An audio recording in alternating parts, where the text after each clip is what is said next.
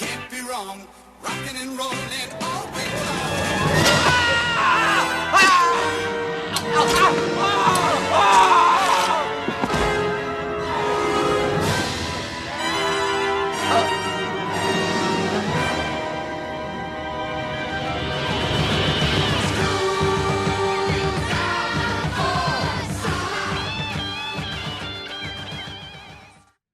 Hello and welcome to the Blackdog 213. 213? Yes. 13, he's got a 13 in it. It's unlucky. Oh. Thank you. I think somebody needs to adjust Elton's pacemaker there. Yeah, I think he sat on that pineapple. Anyway, Did he walk past the radio playing Radio 2? Oh, yeah. It's Steve Wright in the afternoon. Woohoo! Right, anyway, yes. Completely random intro. So, anyway, hello, I'm Lee. I'm Darren. I'm Jim. I'm Elton. Ah, look at that. Wow. Smooth as silk. And then I had to stumble it up by bringing attention to it. Yeah, anyway, you did. Yes, and this week is the first of our 4 weeks of horror. Well, I say the 4 weeks of horror. We're going to get a little complicated towards the end, but we'll worry about that later. And That's traditional. Yeah, that is traditional. We Yeah. like to keep you on your toes, ladies and gentlemen. We really do. Indeterminate month-long 6 weeks of horror. And yes, so in a desperate attempt to have this thing fucking done and dusted and not be sitting here at 3 o'clock in the morning editing it, we are not having any news, and we're not having a shitty superhero. But we are having a Profanasaurus. Yes, indeedy. Lovely. And we'll have a bit of chat. And yes, and then we'll get on to our first horror film, the one chosen by Mr McManus, which is Wes Cravens Scream. So before we do that, let's go round the table and find out what everyone's week was like. Though I feel a little bit weird asking this again because I listened to Witness of the Defence and I've already heard how Elton and Jim's week's been, but we'll ask it again. So how was your week, Elton? Not too bad. I was the first to fall in the central heating chicken, but it wasn't my fault. I came home and my central heating was on. Oh right, not like a chicken with central heating in it. No, it's nothing to do with poultry. Oh right, okay. I actually thought, when I first heard that, I just had this thought that, why would you cook a chicken on a radiator? That's what No. You didn't say it like that. You went, I wonder if you could cook a chicken on a radiator. Yeah, that's probably closer to the truth. Yes. Darren? No. Yes. No. Why would anybody want to cook a chicken on a radiator? I wouldn't mind. You haven't got radiators. You've got a 4-bar heater in your house. I've got one radiator in the living room, one very big radiator. So you're going to go for a turkey then? Oh, going for that, yeah. Going for the 12-pounder. Deep fried turkey. And if it doesn't work, I could always use it as a bowling ball. So anyway, carry on, Elton. Sorry. So you failed. So you failed the test against the elements. Yes. Well, I went into the boiler room the other day and I thought I knocked the switch onto central heating, and I flicked it back over and went to work on the Monday, I think it was. Found out that it walked into the house and thought, oh, it's quite warm and nice and toasty. Hang on a minute. Central heating, bollocks, I've lost. Oh. I asked Boudoir and she went, yeah, did you turn it off? Yes, I did. Okay. Fine, I've lost central heating chicken again. Oh. But who are you playing against? Pretty much anyone who wants to join in on Facebook. Jim's winning at the moment and other people are winning. I think Pete Hammond could actually win. Yeah, but he's an outdoor country type. He's actually probably living in a barn with his quad bike and Still boasting has all his windows open and wearing shorts. That's Although right. there's probably no draft from his window because of all the things he's balanced on his wife's head. Which I think that might be cheating. yeah.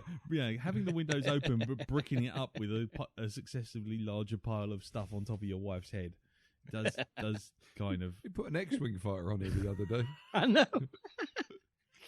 Though rather more disturbingly, have you ever considered the fact that because all the photographs seem to be of her in exactly the same position all the time, so he either did it all at the same time or that person hasn't moved for a very long time. Mother? married. It's a dummy. It's not real. It's just a head, just buried slightly under the covers. Yeah. And like jackets and stuff underneath, just pop it up. He found the body while quad biking across the field one day and just thought, I can make use of that. I shall balance an X-wing on its head. And that's why he's got the windows open, of course. The smell. It all clicks together, makes doesn't sense. He's a serial killer. Yep. Yes. Oh, well, there you go. That's only logical choice. We'll call the police immediately. Excellent stuff. Another case solved. Exactly. Yeah, the rest of my week pretty much was working and Alien Isolation, which I know you guys are going to be talking about. So I will move on to Jim. Oh, smooth. Hold on, someone's just taken control of my podcast. What? You must wrestle it back. Okay. Darren, did you give Elton the knife? I did not, and he's not holding the talking pillow either. But he'll probably be getting that over his face later on when he least expects it. But there you go. So Darren, how was your week? That was my week. No, actually, I don't care. Jim, how was your week? Well, I gained a valuable weapon in the war of central heating chicken today. Go on. I bought one of those mad blankets with sleeves. You bought a slanket. Yes. But herein lies the tale. I was looking online and there's actually only one shop that sells the genuine slanket. I looked at it. Oh, $12.99. Bargain. I will have one of those. And, all right, click buy. Choose colour. You go to choose colour, and once you move it off the display colour, which is a gross peach, to something like a nice dark hunter's green or a deep ruby red, suddenly the price goes up to 30 fucking quid. And I thought, on your bike. So I went to Amazon and thought, look around. There's one for $4. I'll buy that. And I got it today. Amazing. I ordered it yesterday. Came this morning. And yes, it's like those yellow dusters you get. Yeah. It's roughly like a slanket made out of that. Which proves you only get what you pay for. Jim, can you promise me one thing, right? Okay, when the Jehovah's Witnesses show up at your door, can you go to it dressed in that? And say, I think you'll find you're out of luck where the Lord is concerned. Yeah. Do you know what? They don't call on me anymore as it is. If you could have some parts of a chicken in your hand or something like that, and a butcher's knife in the other, even better. I've got to say, I'm really kind of a bit concerned now. Because last week you were being sought by the authorities for being an old bastard, and now the first 10 minutes of this podcast has been about central heating and blankets. I mean, it's just this is like one of those any minute now, fucking Michael Parkinson's going to turn up and offer us a Parker pen, and no salesman will call and join the life insurance for the over 80s. You remember me? I used to be on television in the 70s. Do you want to buy some insurance? Yeah. Yes, with Saga Life Insurance. You'll get a free Parker pen just for inquiring. Yeah. You may have... No. Parky go vroom vroom, fine style. Thank you. Oh, dear. Okay. So... Sorry, I'm just sitting there trying to imagine you in a weird slanket. It kind of diminishes the air of grandeur that you've No, it doesn't. erected It'll around look like one of those sacrificial robes the way he wears it. Okay. Is it not more of a poncho? No, they are just like big blankets with sleeves. Yeah. And in this case, incredibly poorly tailored. But at least you got something to clean your windows with. I mean, for £4, I'll get about 20 dusters out of this. So I think I'm up on the bargain, regardless of what I do with it. So you're going down the market next week. Just don't go near any open flames, Jim. All right. Yes, it's probably not very fire retardant, I imagine. No. Fairly retardant just on its own. But is it warm? Are you warm? The heating's not good on. There you go then. See the measure of your failure, Elton. Oh, dear. I should have bought a family of slankets. Yes. It's one of those. It's a testing. I like this idea of a blanket with sleeves so you can do stuff, but I'm not sure it's quite the same as having a nice big proper blanket. This certainly isn't this £4 bollocks I bought. No.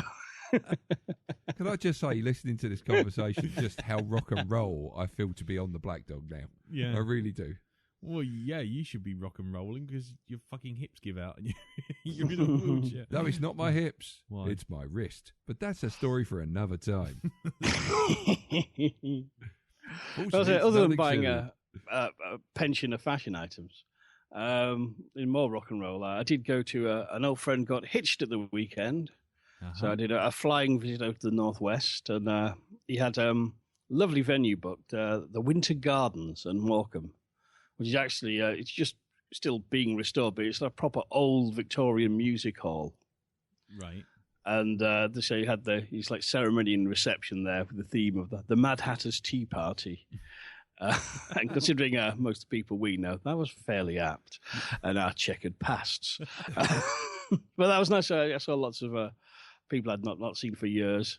So we seemed to manage our corner of the table, a bottle of books for us and a bottle of champagne to ourselves, which I mostly drank as the people I was with were driving. So I was like, hey, I like this. Yeah. Woohoo! So that was a much more rock and roll thing. Hence coming home and going, I feel cold, I want a blanket. That's my excuse, and I'm sticking to it. I feel cold. When's the man coming with the frozen meals? God. So that's two. That's 2 out of 4 old bastards. Now let's move on to the next. Okay, so this I week... like the way you picked yourself up on that one. Yes. So this week, I went to see Denzel Washington in The Equalizer. Oh, yes. Or to give the film its proper name, Lee Metcalf, My Life with DIY. What? Really? Yes. Okay, you can see that the names have been changed to protect the innocent. Okay, Yeah. because this is basically they've transposed your story to America as well to protect you even further. Really? But so I'm he not- glues his arse shut. No, but I think he almost clamped somebody's arse shut. Nice. Yeah, he what can I say? It's basically the body count where him. I mean, you've got fuck all on him, right? Yeah. When hurting people and power tools are concerned. Yeah, but that's because I usually have a target audience of one, which Just is you. me. Yeah. He's got loads of bad guys to take out. So basically, it's left, right, and centre. Anything he can get his hands on. Bob the Builder, mass murderer. Yeah. Right. Okay. So the Equalizer then. What's the deal? Is it a good film or Yeah, it's a good film. Is it because I heard it was a dad's film. It's a dad's film where dads want to go out and punch people for looking at your daughter in the cross-eyed sort of thing. And it is basically the same idea as the original TV show. It doesn't start off with him putting like an ad out in the paper or anything like that. He kind of gets drawn into a situation. It's like he can't help himself because it's somebody he's getting to know, and then he sees the way she gets treated, and it's like you get the impression he was a pretty kind of mean, tasty bloke. he was a bit of a tasty bloke at his tasty. time. You don't know exactly like central heated chicken. exactly. You don't know exactly what it is he's done. Yeah. But as he says to one bloke just before he goes on a rampage, Yeah. I've done some stuff in my time that I'm not proud of. What is it? He says, I promised someone once, someone that I loved, that I wouldn't be that person again. Yeah. But for you, I'm going to make an exception. Oh. And then that's it. He gets up and he just walks out. And it's like, you see the resolve of this person slowly cracking, you know? Yeah. And it really is, when you see him say it, it's like, yeah, I believe that. Yeah. Yeah. Then Denzel joins the Jerry Action crew. He does. Yeah. But he plays with the whole age thing as well. You know, it's kind of like where he used to be able to do stuff because he times himself as he's, you know, shit's going to happen when you see him lift up his wrist and he touches the side of his watch. You go, dit. Yeah. And it's like he always sets himself a target. So he says, like, 19 seconds to take these guys out. Yeah. And then he looks at it and it's like 26. And you could just see he's not bothered by the fact he's just dismembered most of the people in his room. Yeah. He's kind of a bit pissed off that he didn't actually beat his own time. Didn't beat his record. Exactly. And there's a little bit of an OCD thing going on with him. Yeah. But yeah, good film. I enjoyed it. Yeah. Yeah, really got on with it. Cool. Okay, and anything else? Anything else? Because everything else tends to be a bit of a shared experience. Yeah, isn't it is a shared experience. Yeah. From what happened on the weekend, Yes. going to Mr. Spry's Yes. for his 40th birthday, Yes. which I'm sure we'll talk about in a moment. Yes. But also, of course, buying Alien Isolation, which we will yes. no doubt talk about as well. Yes. Okay. Well, I'll start my week with my week. The one thing I did, which I didn't do, which is shared by everyone, I went to see the recording of a proper podcast. I went to see the recording of The Infinite Monkey Cage with Professor Brian Cox Oh, brilliant. and Robin Ince and Andy Hamilton and Steve Backshaw, which was very good. Very good. Sat in the theatre, Shaw Theatre in London, and they did a discussion about what animals would, how animals kill you and the most deadly animals on Earth. Right. And it was an hour-long discussion. It was really funny, though. That's the whole point. It's actually supposed to be funny. And it was quite funny as well. Yeah, it was very good. Very good. Went to see that, and went to see that with Mr. Palastides, Mr. Andy Palastides. Oh, right, excellent. So that was good. Yeah, then we went to Mr. Spry's. Yes. Which was a good time, I think. We definitely had a. It was definitely enjoyable. We had an enjoyable, fun-filled shenanigans time, and then I got lumbered with doing the camera at this party. And well, let's put it this way: there was Mr. Spry inhabits several different worlds. He certainly does. He's a multiverse type person. Yes, one of the worlds surrounds this pub called the Griffin, which is a proper hardcore dyed-in-the-wool metal pub, isn't it? Without a doubt. There's no two ways. You couldn't go in there and not know it's a metal pub. Exactly, but they're all very friendly. And they are very friendly. And Staff's excellent. The staff are great in there. They really are. Janie, the bar lady, she's very nice. Yes. And I can't remember the guy's name, but he's got a massive beard and he was all right. Well, they were all a lot of fun when we went in there in Star Wars outfits. Yeah. And they had a few of them taking their photographs of me dressed as the Stormtrooper. Well, when I went in as the Emperor, they all bowed. Yeah, there you go. That. See. But anyway, that's a story for another time. China. No, but it was quite funny. I was walking in there. Nothing's weirder than walking into a metal pub dressed as the Emperor with a ton of latex makeup on your face. And as you're walking in, there's all these big, heavy metal bristlers going, "My lord, my lord." And you're like, what the fuck? Yeah, all right. And I just keep going, yes, carry on. Yeah, carry on. So I walk through this pub. I'd like a shandy and some nuts, please. Salted cashews. You've got no scampi fries, bacon bits. How about wasabi peas?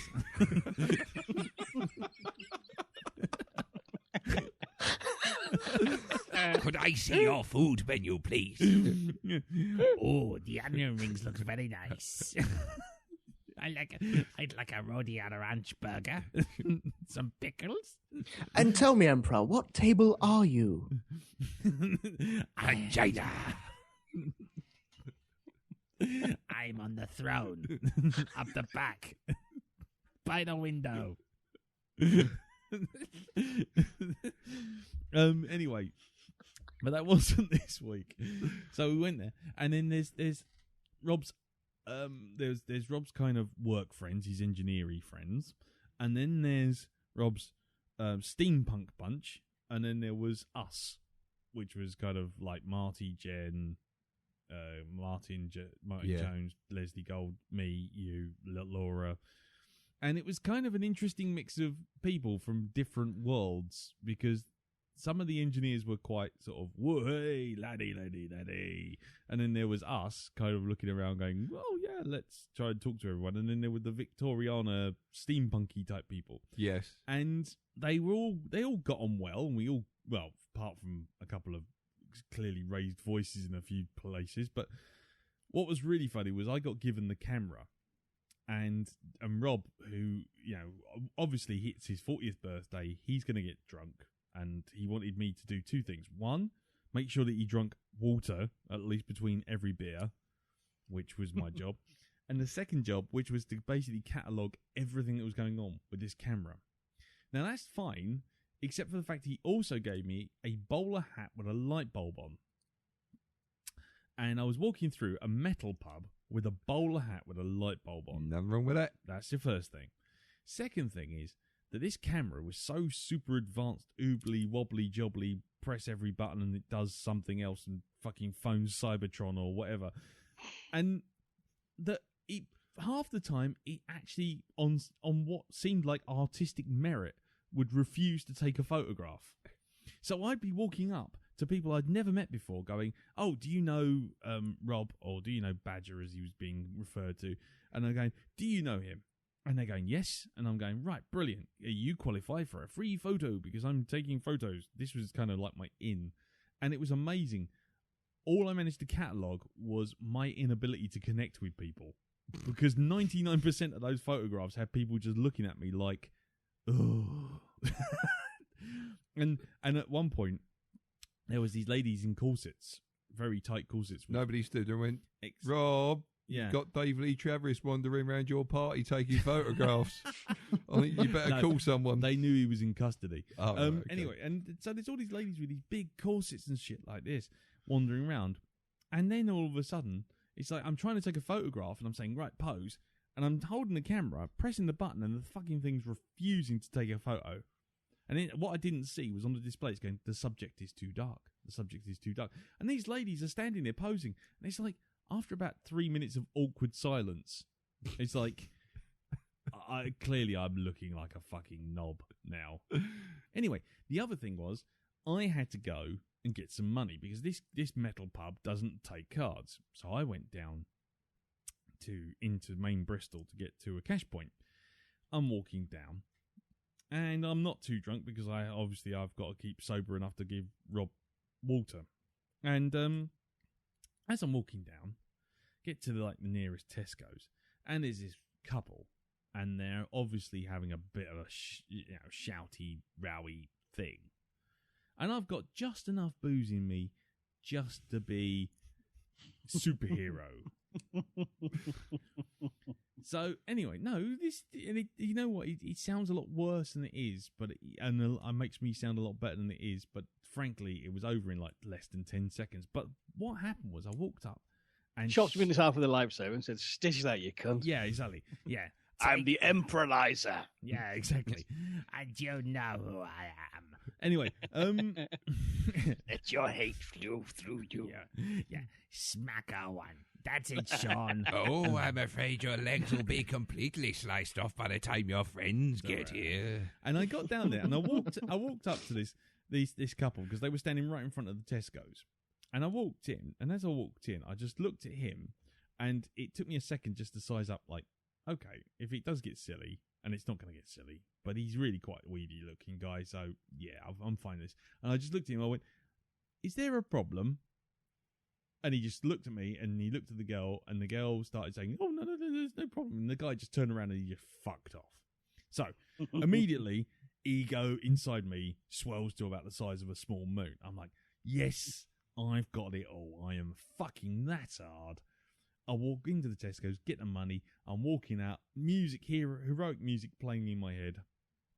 I walk up to the nearest junction. There's another couple, and they've got a golden retriever. And I'm thinking, look at that lovely golden retriever. That's a lovely golden retriever. And I looked and I went, oh, what's his name? Oh, Sammy. Okay. And I gave him a little stroke, feeling like, yes, I should have a keep. And go, there you go, Sammy. Ha ha ha. And the dog humped my leg. So you were that good. It literally... You could feel the awesomeness of you so much it just got so sexually aroused. It just looked at me. It leapt on me. And next thing I'm going, oh, isn't he lovely? And next thing I know, I can feel my knee going. Take you to dinner first then. No. I didn't stand there and go, I never taken a thing for granted. Yeah, and luckily, they just turned around and went, oh, very, very sorry. He didn't even get to the lipstick, to be honest. So, no, they pulled him off, so to speak. Pardon? Euphemism. You need some Barry White. But it was a good indicator of sort of just when you think you're up, come back down. You know, karma comes along and goes, gee, don't get too fucking cocky. By the way, here's a golden retriever fucking your leg. Other than that, the evening was pretty good. I got a bit tired towards the end, so I wasn't really into the karaoke as you were, sir. Yeah. basically I did get very tired, and I've now got this whole thing of when I know that I'm going to have my grumpy moment, which is basically when tiredness plus alcohol plus I don't know what else goes on. I know a Blackdog mood's coming, so you know what? I'm going straight to bed. So, and there was nowhere to crash out, so I went upstairs into Rob's room, which has got a lot of floor space, and I just lay down on the floor, put my sound cancelling headphones on, and I crashed out. And then, but just before I did that, I'm standing in the kitchen where me and Mr. Barnard and Martin Jones and Leslie Gold are all standing there with Christian Chessel, and we're all standing there and we're having this conversation about the fact that there's someone next door trying to do karaoke to Shakespeare's Sisters Stay. Oh, what a wonderful vocal talent they were as well. It did sound like someone was not only killing the cat but raping it at the same time. And there was no mid-level between like the low and the high bits. It was kind of like, it was extreme from both ends. For the high bits. Yeah. There were bats crashing into trees outside. Yeah, exactly. There were dogs running around in circles barking at the moon. And at one point, Darren turns around to me and he says, yeah, this is just like that Mary Whitehouse experience thing with the, Shakespeare's sister, and then one of them starts going, blinky blong blonk stay. And the other one turns around and goes, what do I pay you for? And it was, it was funny at the time. Anyway, I go back upstairs. I go to bed. I have this black mood. I go to bed. And as I go upstairs and crash out on the floor, I'm lying there and I'm just chilling out. Then all of a sudden, my phone rings. And it's Mr. Barnard saying, "Oh, where are you?" And it's like, I'm upstairs. I'm going to sleep. Oh, right. Because you missed like the best conversation about Shakespeare's sister. No, I didn't say that. My actual words were, right, Rob wanted to know where you were. Yeah, I know. Okay, yeah, right, fine. What was about the thing where you... so, go on in. What else? And then what did you say? You said to me, you know where I am, you twat.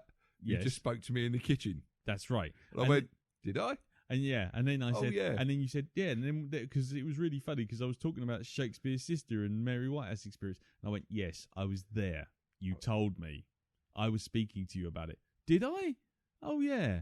And I said, and on behalf of me and Christian, who had also crashed out nearby, I went, fuck off. And he went, ha, ha, ha, ha. And I went, okay, on behalf of me and Christian, fuck off, you cunt. And then I hung up on you. Anyway, there you go. Yes. So anyway, changing the subject entirely. That was that. And Alien Isolation. He says in a screech to the halt. So Yes. there's three of us. Were you all right? No, it's just I've got a small bite on my finger, it seems. You got a small bite on your finger. Yes, or Oh, something. I don't know. okay. Anyway, Okay. yes, go on. Black Death, that is. Yes. Yeah. So Alien Isolation. So we all got it, except for Jim. So this is going well for you, Jim, isn't it? You've just been sitting here for the last 35 minutes, not really. Or have you walked off a couple of times, made yourself some tea? But anyway, yeah. So we What format? though? Let's Okay. just say what formats we got it on first. So I got mine on the Xbox 360. Elton, what did you get yours on? PlayStation 3. Okay. never mind. And I got the PC Master Race. Anyway, yes. So, what did? Okay, well, let's do a mini review because I'm sorry, Jim. You feel free to jump in and ask random questions or make things out of push blocks or something. So, what did everyone think of it? What does everyone think of it? Elton, do you want to go Briefly, first? because- or- Okay, I'll go first because I'm probably I'm not as far into it as you guys. I'll be honest, I'm not that into it. Not that far into it. Okay. Well, I haven't seen the Alien yet. Right. Are you playing a single player game or are you playing? I am playing the single player. Yes. Okay. Wow, that's No, Go it's- on. Go on. I think the problem with the PlayStation 3 version is that it's pushing the boundaries of the PlayStation 3 to the absolute limit, Yeah. and it seems to be a bit laggy in places. Cutscenes by any chance? Yeah, cutscenes are just a bit Exactly. jerky to the point where you think, why didn't you just film this? Mm. It does that on the Xbox 360 as well. Doesn't Right, on the PC. Yeah. Anyway, Go on. I'm the just actual gonna- game itself, Yep. I'm on the space station. I've seen a couple of people run past, and the atmosphere is perfect. Mm. It feels like a game that I've wanted to play for a long, long time. It feels like an update to Half-Life, and I love Half-Life. Lovely. And that's the kind of game it feels to me. It's got the atmosphere perfect, the sounds are perfect, the music and just the noise and the sound of the space station is just brilliant. I can't say much about the monster apart from when I played survival mode, and I think my longest version on that was about 3 minutes. Yeah. 2 minutes 45 I spent in a cupboard. And the other 15 I spent running and Yeah. ended up running into it. Oh, you. What, the cupboard? Yeah. And that's pretty creepy. The problem with Alien, I find, is I've seen it so many times. I know what the monsters look like. I've drawn them so many times. I know them pretty much inside out. And yet this makes it feel new again. And creepy again. You know, the actual alien is scary again. Yeah. You don't want to see it. No. And, you know, I put a photo up on your little log that you had, and you had to go at me about the gamma being up too high and the brightness being up too high. Yeah, it's scary, so it's going to be up high. No, turn it down, you cheap fuck. It's so cheap. That is a cheap attack. Just don't turn it brightness. I can't see anything, But so, that's you the know. point. That is part of the actual point, Elton. I know that's part of the actual point. Oh, God. But yeah, for me, it is pretty much what I wanted out of the game. Right. And I'm very happy, but I haven't seen the alien yet. Right. Okay. And but then you played Survivor, didn't you? Yes, I did, yeah. And then hid in the cupboard. I like the alien with its knee and its elongated leg, if you know what I mean, Yeah. like the double jointed leg. The bird leg, the dog leg, isn't it? That's it, yeah. Okay. Cool. So you haven't played like Crew Expendable or anything like that? No, I haven't. I've got the Nostromo. That's it. There's Crew Expendable and then there's Last Survivor. Right. Okay. I haven't had time. Oh, it's cool. That's fine. No one's judging you. Not that we had yesterday off or anything. But anyway, so Darren, while I try and get this monitor to come back up, you carry on talking, and I'll and tell me what you thought of it. Okay, I know you've got a few. I've got issues with this game, very much so. For me, the Alien Isolation is a 1, maybe 2 shot affair. And by that I mean you can probably play it a second time, but after that you won't be going back to it because you'll figure out the trick with this game, which is if I stand on section B of this floor, this will kick off the enemy suddenly walking into the room. You see, this is one of the big problems with this game. If you want a long-lasting survival horror game that people are going to come back to time and time again and play, what you don't do, you don't make the alien or the enemy showing up set pieces. You don't do that for everything they do. Once or twice maybe, but not every single time. I'll give you an example. Oh, so it's like the first Resident Evil. Yeah, it's basically that. Bloody hell. You know when the beats are coming. After the first attempt, it's kind of like, so I'll give you an example, right? Okay, I'll walk into a room. Now, this isn't giving anything away about the proper level. No. Okay, you've got. We'll call each area sections, right? Yeah. Okay, so you've got section A over the other side of the room, right? That contains a trigger for an event. Okay, I walk into this room. I do the trigger the first time. The enemy shows up. You die. I get done. Right? Okay.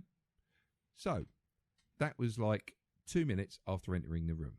Yeah. So this time, I don't go to the trigger area. I spend 15 minutes in this room and I pick up all the gear and then I go, right, time to go to the trigger area. That is not the way you should be thinking about a survival horror game because it just takes the fear out of the situation. What you need Mm. is you need the enemy or the actual character to be treated as if it is a second player playing a deathmatch with you, Yeah. which means it just sets off on a random course and you make it react to nearby sounds and stuff like this, and it draws it closer to you. So you never know when this thing is going to show up. Yeah. Right? So every time you play it, it's like the first time you're playing it. But in fairness, you did sit here before we started recording. You sat here and played Crew Expendable. Yeah, now but that's Yeah. survival mode. This is not the single player. No, right? no. But I'm just counteracting. Just offering a But thing. then like, that's not my experience of the game No. for me last night. Okay, No, that's fair enough. so one, Mm. don't have every event as a trigger. Yeah. All right, so set off by a trigger like picking up a banana from a table. Oh, look, there's the alien. Mm. Well, let's not pick up the banana. Okay, let's not pick up the banana. Oh, look, I'm in this room for 3 days with nothing happening. Better pick up the banana. Oh, and then the attack comes. Yeah. Mm. So there's that. Kind of detracts. Yeah. Okay, first time you hit it, fine. Scares you, makes you jump. Yeah. Right? I must say, though, the biggest jump I got out of it Mm. was an exploding gas pipe. As I walked by a section, made me fucking jump out of my underpants. I'll tell you that now. Right? But then that's... It wasn't the exploding gas, it wasn't a euphemism that blew you out of your No, underpants, it wasn't was a euphemism, Jim. It wasn't that at all. I understand it is very scary. Yes. Yeah. Well, the first time when you're playing the single player game, you don't see the alien for a while. Mm. But when you do get to see it, it does a little kind of animated sequence, okay, to Yeah. introduce the Hello, alien. my darling. Hello, my Yeah, exactly. And then you are trying to get away from it because it becomes distracted doing something, right? You run, Mm. and it's the target area you're trying to get to escape from this thing. You have to wait for something, right? Yeah. And the sound and the music is building up, and you can hear this thing down the end of the corridor where you've just come. And I'm not joking. I almost got fucking motion sickness by looking backwards and forwards so many times. Yeah. It's one of them sort of things, in the film when something isn't, but you should see it's cutting it very close and something may very well happen to the protagonist. Yeah. And you're going, for fuck's sake, hurry up, hurry up, hurry up, hurry up, hurry up, hurry up. I was like that. Okay. Yeah. And then I got killed Yes. because I wasn't watching the screen. But then I came back, reloaded the save game, and I knew what to do. Yeah. I knew which button to press to stop that from happening. And it's Mm. like, well, there you go. Yeah. And then I found myself cutting through, instead of watching the cutscenes again, the second time they played, I just skipped straight But through isn't that the problem with most games with story modes, though? it. I mean, as Jim just said, Resident Evil or something like that would have exactly the same thing. Mass Effect does the same thing. But this Yeah. is the thing. I mean, Even it's Half-Life. this game, though, Mm. right? With all this talk that the creators going on about, oh, we really understand the alien, man. We really understand these films. It's like, Mm. yeah, you understand the aesthetic, Mm. okay, because it is beautifully drawn, it's beautifully created. The sound is wonderful. It's even the computers, the actual screens are all green screen computers. Yeah, the old CRTs. They aren't make they make the same clicking noises that the computers make. Yeah. Like I say, the aesthetic, there is nothing you can fault the aesthetic on because it is beautiful to look at and it is just like being on the set of Alien. Mm. They just forgot about the game mechanics. That was it. Okay. Okay. So you need better AI in it. You do. Yeah. Anyway. So, there are other things I'd say, but I mean, well done to the guys for getting it, the look and the sound right. And first time playthrough is an experience and a half. Yeah. But on the sequel, let's change the whole game mechanic where the enemies are concerned. Let's just make them. Let's give them. Let's just treat them like they're another player. Yeah. So that's my gripe. Cool. For me, I knew that I wasn't going to get a chance to play the main story game, so I went and played the survivor mode straight off the bat. And well, my first go is documented in a video that's on Facebook. And my second go is also documented on a video on Facebook, both of which resulted me doing this. Oh fuck, oh fuck, oh fuck, oh fuck. What the fuck am I doing? What the fuck am I doing? Oh fuck, oh fuck, oh fuck. What's that? What's that noise? What's that noise? And then Danny Graydon called me up while I was playing the Crew Expendable one. Yeah. And all he did, he said, "Oh, what? Go on, are you playing?" And I said, "Yes, yeah. I'm just playing as Dallas. I'm going through because the crew expendable thing. Just so you know, Jim and Elton. Basically, what you do is you come in straight after Harry Dean Stanton's character's died, and so you can pick someone to go into the air shafts. Yeah, 3 playable characters. Yeah, isn't 3 playable characters. You can pick Ripley, you can pick Parker, or you can pick Dallas. 3 eatable characters. Yes. Yeah. Delicious with barbecue sauce. And they come with their own cooking implement. Exactly. And so the idea is you play that whole sequence, which in the film results in Dallas basically buying the farm. Whereas in this one, you see what they have to do. So you see that they have to shut off all the air vents at different hubs and different sections, and then finally you have to go into the tunnels with it. And yeah, that's a completely different kettle of fish. From the minute that moment you go down into the bowels of the Nostromo, it's there. You know it's there, and your fucking radar's going, and you're like, oh fuck, oh fucking hell, fuck. And as we found out today, the alien can come from just about anywhere. That's how it should be. And that was quite funny because Darren was playing it, and it was like you run down a corridor and the fucking thing just jumped on your head. I managed to do the first part of the mission. I got one part of it, and then it was just kind of like, oh fuck, which trigger does the? And then it kind of hit my head. But yours, the last time you played it, I thought was the funniest one, and also the most impressive, where it got you from the shaft just above your head. Yeah, as you ran through it, fucking all of a sudden it was like, yeah, it grabbed me around the back of the neck and just dragged me up through the roof. Yeah, and that was pretty fucking grim, but also pretty amazing because I was looking at the old radar and I thought, oh, it's just down here, and then all of a sudden it's like, actually no, it's not just down there. It's it's above me. Yeah, and that was the end of that. It's the old alien trick or aliens trick. Yeah. But the thing with that is that felt like a completely different experience. And for me, I mean, even if I never played the story mode, playing crew expendable, and I guess Soul Survivor is blowing up the Nostromo and making it. I think so. You have to get into the Narcissus. That's right. Yeah. Is worth the price of admission because you're not on a triggered system. You're on a you must avoid the creature that's hunting you down. So yeah, I mean, for me, thumbs up. That's all I'm going to say. But I've got no gripes with it at the moment, apart from the fact that I haven't had enough time to play it, and I have a pair of pants with a hole blasted through the back of it. So the thing with these games is you get the scanner up, and you're straight away in the movie, aren't you? Yeah. That is pretty much the heartbeat of all of these movies. And as soon as you get that, you're in there, and it works so well because you'll be standing there and all of a sudden you're like beep beep beep beep. Oh shit! Yeah, and you had that. You know, your arse literally opens up and everything falls out, which is what they want to happen. Yeah, I mean, it's, the sound design in this is amazing. I mean, the crew expendable. I actually find out what happens to.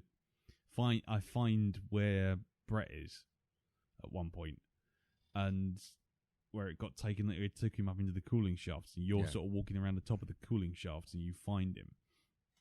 And as soon as you do that, you're near the engines. So the engines are going, and you're like, okay.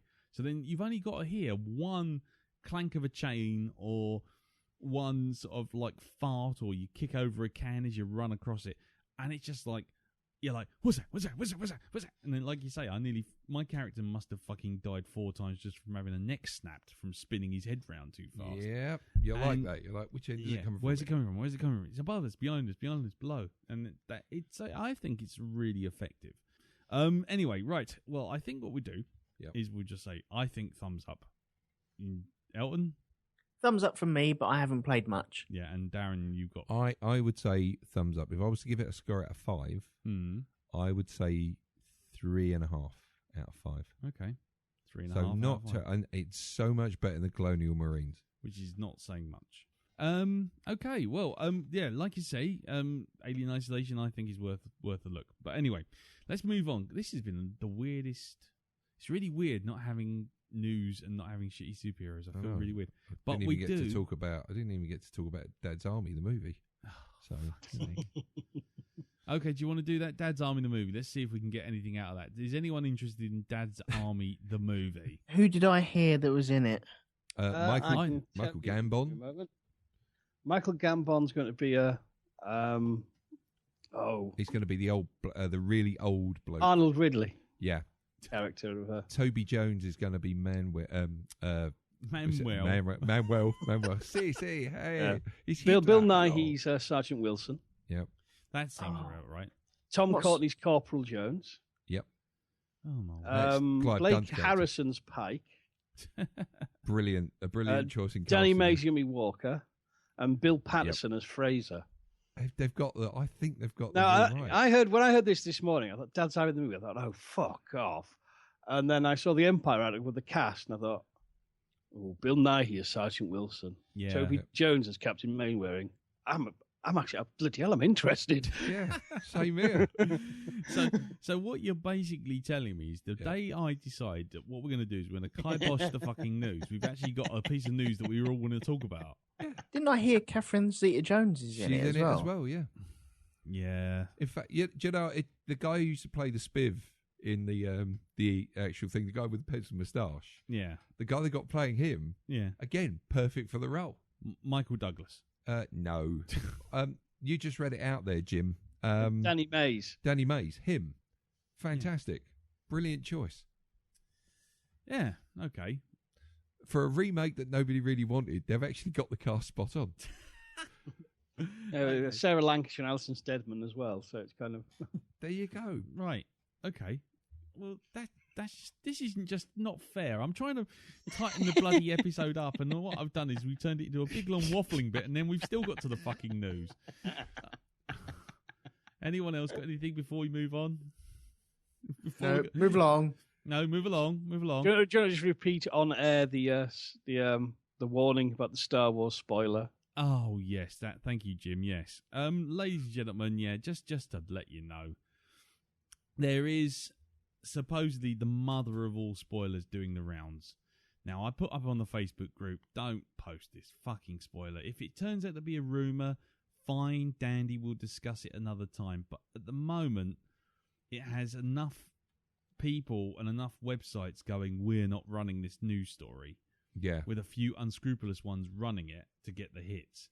That kind of lends me to think that even if it's not 100% true, there's enough of it to, well, give pause. And so I would just like to say that if you post it up on the Blackdog Facebook group, I will take it down. If you post it up again, I will kick you out of the Facebook group. It's as simple as that. There's too many people, for all of our bluster and laughs and stuff about Star Wars has Star Wars in it, sort of news stories. This isn't. This is probably going to ruin a film for someone. Properly ruin it if it turns out to be true, and it could in fact ruin the entire trilogy for someone if it turns out to be true. I happened to find out the hard way, and the person who informed me has now been had his body missing for several months. And one day when they dismantle the flyover on the M6, they'll find him. You'll notice that the shares in quicklime have suddenly gone through the roof. Yeah, exactly. Yeah. There's a flyover that doesn't lead anywhere on the M6. So just purely, pleasantly, I'm asking you nicely to just avoid websites like Joe Blow is one, The Insider is another one, Den of Geek, and what was the other one? Latino Review. Those three are, along with one called Making Star Wars, have all run the rumour. So you can go and find it if you want, but if you do and you post it on the Blackdog Facebook group now, I will mentally hate you to death.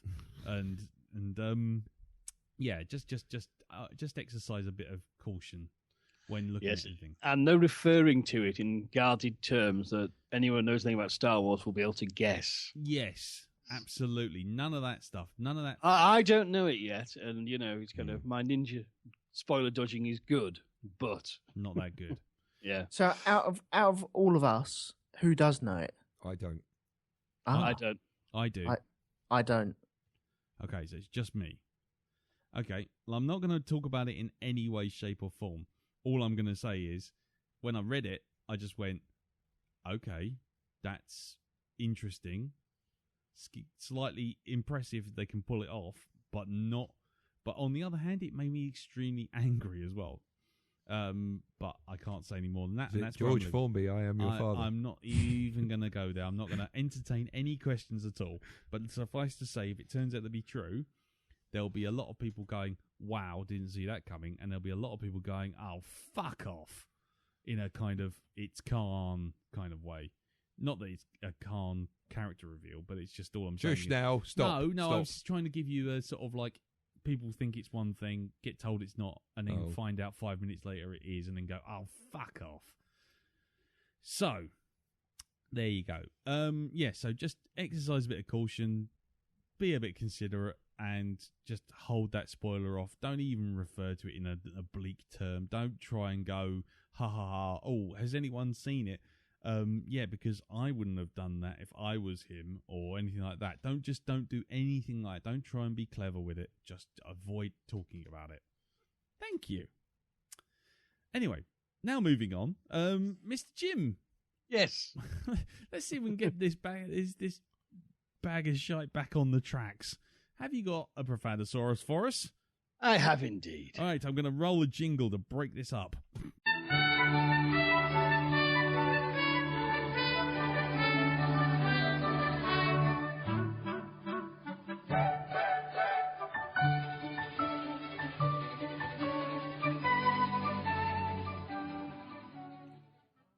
Caught any cocks?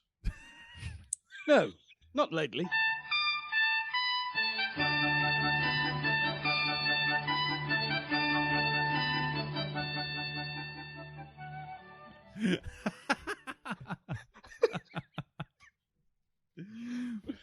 Thank you, Jim. And that's short, sweet, and to the point. Lovely, lovely, lovely. And on that note, let's start our 4 weeks of horror with Caught Any Cocks as we review Scream.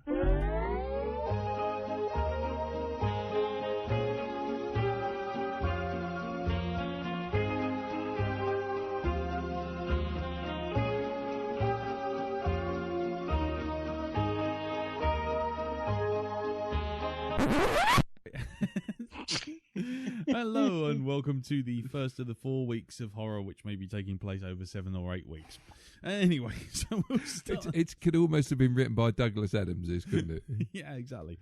So we'll start this season with our first film, which is Scream, a 1996 film by Wes Craven, written by Kevin Williamson, starring David Arquette, Neve Campbell, Courtney Cox, Matthew Illard, Rose McGowan, and her pointy boobs, Skeet Ulrich, Jamie Kennedy, and Drew Barrymore.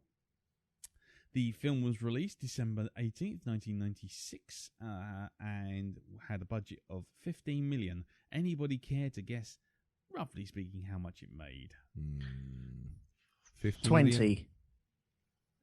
86. Okay, Darren? 50. It made $117 million. Holy cheese and biscuits. Not bad. The film was originally developed under the title Scary Movie by Kevin Williamson, who was an aspiring screenwriter, influenced by a news story he was watching about grisly murders by the Gainesville Ripper. Williamson became concerned about intruders upon finding an open window in his house where he was staying. He was inspired to draft an 18-page script treatment about a young woman alone in a house who is taunted over the phone and then attacked by a masked killer. The treatment remained a short story while Williamson worked on another script which was called Teaching of Mrs. Tingle, a thriller that he would eventually sell but would languish in development hell for many years. Struggling to pay for his bills, Williams secluded himself in Palm Springs and focused on the development of Scary Movie treatment, hoping for a quick sale to meet his financial needs. Over the course of the next 3 days, Williamson developed a full-length script as well as 2 separate 5-page outlines for potential sequels, Scary Movie 2 and Scary Movie 3. He hoped to entice buyers with a potential franchise, and in an interview, Williams said that the one reason he focused on Scary Movie script was because it was a film he wanted to watch, born of his childhood love of horror films such as Halloween, and because nobody was making it. His appreciation of previous horror films became evident in the script, which features inspiration from references to films such as Halloween, Friday the 13th, Nightmare on Elm Street, When a Stranger Calls, and Prom Night. Williamson listened to the soundtrack of Halloween for inspiration while writing the script, and excerpts from the soundtrack do actually appear in the film. By 1985, Williamson bought the Scary Movie script to his agent, Rob Paris, and put it for sale. And Paris wanted him to level the violence and gore in his script and said that it would make it impossible to sell. Following the script's purchase by Miramax, Williamson was required to remove much of the gorier content, such as graphic depictions of internal organs of the gutted victims rolling down their legs. However, once Craven was secured as a director, he was able to bring much of the excised content back. Williamson was going to remove the scene of the school bathroom featuring Sidney, as he felt it was awkward and out of place in the film, but Craven insisted that the scene should remain, and he felt that it should develop the character and her relationship with a deceased mother. Williamson later confirmed that he was glad that Craven proved him wrong in that scene. There's lots more about the production, but about the fact that he nearly moved it onto comedy, and then sort of like they started to balance it off, and I'll skip over all the other stuff because this is a Star Trek motion picture-sized Wikipedia. Scream received mostly positive reviews from film critics who appreciated the shift from teen slasher movies of the 80s and the endless series of laborious half-baked sequels, and it had an 80% approval rating on the review aggregator Rotten Tomatoes based on 60 reviews. It's generally regarded as favourable on Metacritic, and Kevin Thomas of the Los Angeles Times called Scream a bravura, provocative send-up of horror pictures, and complimented the film for being scary and gruesome while avoiding senses of morbidity. Empire's Adam Smith called it clever, quick, and bloody funny, and Williams' script was praised for containing a fiendishly clever, complicated plot, which deftly mixes irony, self-reference, and wry social commentary and chills and blood spills. Scream received several awards, including Saturn Award for Best Actress for Campbell, Best Writing for Kevin Williams, and Best Horror Film. It received Saturn nominations for the Best Director as well, and it also earned a lot of MTV Movie Awards, which really, let's be honest, count for less than a chocolate button. Right. So, let's move on. Let's go to, who chose this film? Well, of course, it was Elton. So, Elton, what did you think of Scary Movie for your first time round? Or Scream, that's where I'm getting confused. Scream. What did you think of Scream this time round? This time round, I felt it lost something on the rewatches. I have seen this maybe one too many times now. How many times have you watched it then? I have seen it quite a lot. Me and Boudoir used to love this movie. Right. It's a good, scary, jumpy movie the very first time out. The second time out, you know where they're coming, but you still enjoy it. And, you know, it just decreases ever so slightly. It does feel like a 90s movie. It's got that kind of tinge to it. It's like watching Friends again, but the old versions, and you think, there's quite, you know, they got big shirts on and everything. It's kind of very 90s, isn't it? Yeah. But I still like it. I still love it. And, you know, I'm not a massive horror fan. I will watch it if I have to over the 4 weeks. Which may be 8. Go on, carry on. But I won't set out. Sometimes I will set out to watch a movie and then realise, hang on, I need the lights on. But this is a nice, easy, scare movie, which I pretty much adore. Oh, lovely. Cool. Well, then let's move on to Darren. Darren, what did you think of it? What did I think of it? Yes. Well, I remember really liking this film first time I saw it. Yeah. And so my reaction, because I think I have seen it at least 2 or 3 times since I first watched it. My reaction now is a little bit cooler than what it was back then. And I think that's because the film itself was a victim of its own success. Because it was so successful, because it was, I don't know if you can call it groundbreaking. It certainly started taking things in a new direction by being pretty self-referential and the whole thing. Yeah.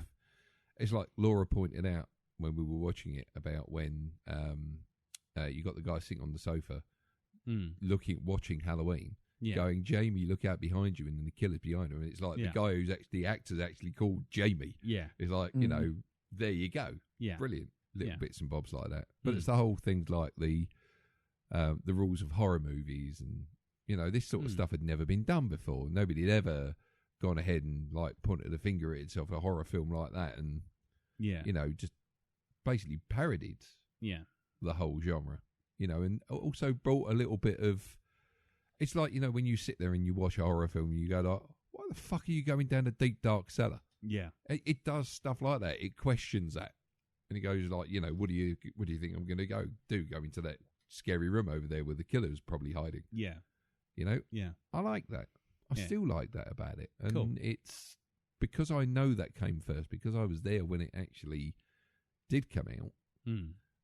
I can kind of separate that from all the sort of the endless sort of follow-ups, imitations and stuff like that came after it. I've not really seen any of the other Scream movies. Okay, but it's, you know, other ones that have been produced like it. And I mean, this is the problem I've kind of got with Scary Movie, which it's a parody of a parody. Yeah. You know, so how does that work? Plus it's shit. Well, they're terrible. I've not really watched Scary Movie, so, you know, I really don't know. Don't worry, you missed nothing, and we will never do them on this cast. Not Really? while I'm alive. Thankfully. We're not going to intersperse those with Fast and Furious then, or anything like that. No. Or, Fast and Furious. That's Elton and his compatriots issue. Unfortunately, they've caused it. They have to sit through it. So the Iron Eagle saga is completely out then. No, the Iron Eagle saga's fully in. Yeah, we'll do that. Oh, Louis Gossett Jr., man. Yeah, oh, yeah. And then Universal Soldier. Woo. Anyway.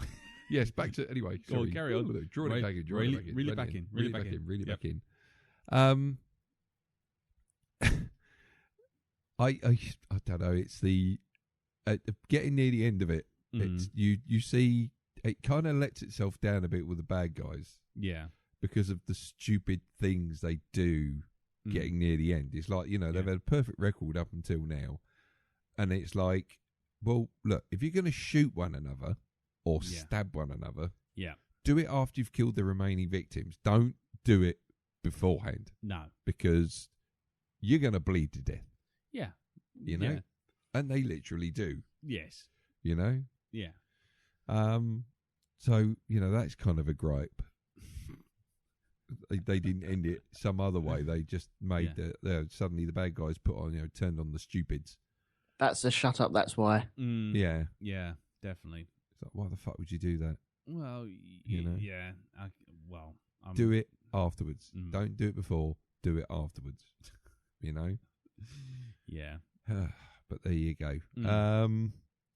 Anything else that kind of got on my nerves in it? Well, it's okay. No, I can't. Come acid flashbacking in, because I think my feedback's going to be pretty quick. So yeah, I'll tell you what. We'll move on to Jim, and then if you have any flashbacks, bring them up while I'm talking, because my feedback's pretty limited. I'll be honest with you. Sure. So Jim. Okie doke. I mean, I've seen this a fair few times. I've not seen it in quite a while, so I've had a good break from it. I liked it when it first came out, although I must admit, I didn't think it was as clever as everyone thought it was. And again, watching it this time, I was watching going, well, actually, it's not entirely as meta and as self-referential as people think. I mean, the whole thing of naming characters after other horror movie characters, that's been done.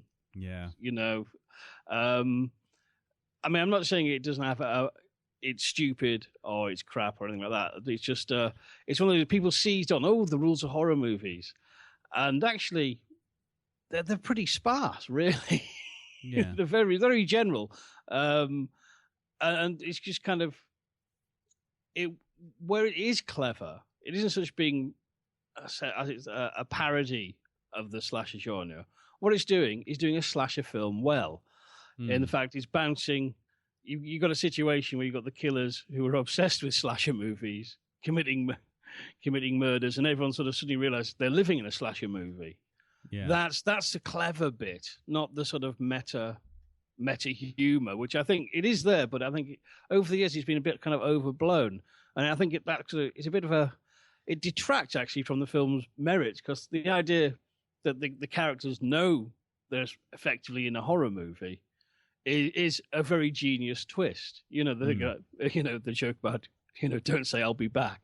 No, which everyone plays on. You know what I mean? Yeah, and it's kind of that's amusing because it gives it kind of a level of sort of realism of kind of puts you in the kind of, well, what would you do if you were in this situation, which makes it kind of fun. It means you connect with the characters a lot more. I think what Scream actually does, it isn't so much a parody of the slasher movie, it's just a modern version it's very hip, it's very 90s, and it does what the good slasher movies of the 80s did, which was you get some jump scares, you get a bit of sort of light comedy, you get large-than-life characters, you get kills, you get a little bit of sex appeal, and overall, it's fun. Yeah. Some of the reviews going, it's really scary. Going, bollocks, it's really scary. You need to get out more. No. I said the opening sequence with Drew Barrymore that's the genuine horror element in this film. Yeah. That's creepy, beautifully crafted and played, and actually kind of the thing with her kind of dying and not being able to call out to her parents. Yeah, and then finding the phone. That is a real kind of like, that's nasty. Yeah. That's really kind of nasty. If the rest of the film carried on like that, Scream wouldn't have been a hit. No. But after that, that sells you on the premise. It gets you through the door, and it gives you an impression that sort of lingers for the rest of the film. But the rest of the film is actually a lot lighter and, a lot fluffier, because like in the rest of the kills, Ghostface is remarkably inept. He's forever getting doors slammed in his face. Oh, yeah. Characters fight back. Yeah. And that works really well. It doesn't actually diminish him as a killer, or them as a killer. But it's the fact that, like, say, with Rose McGowan, when she dies, because, she's slammed his fridge door in his head, chucked beer bottles at his bollocks. Yeah. It makes you more genuinely kind of feel it when she dies and think, oh, darn, I really liked her. She was, I thought she was going to get away. Yeah. Although optimistic, trying to escape through a cat flap.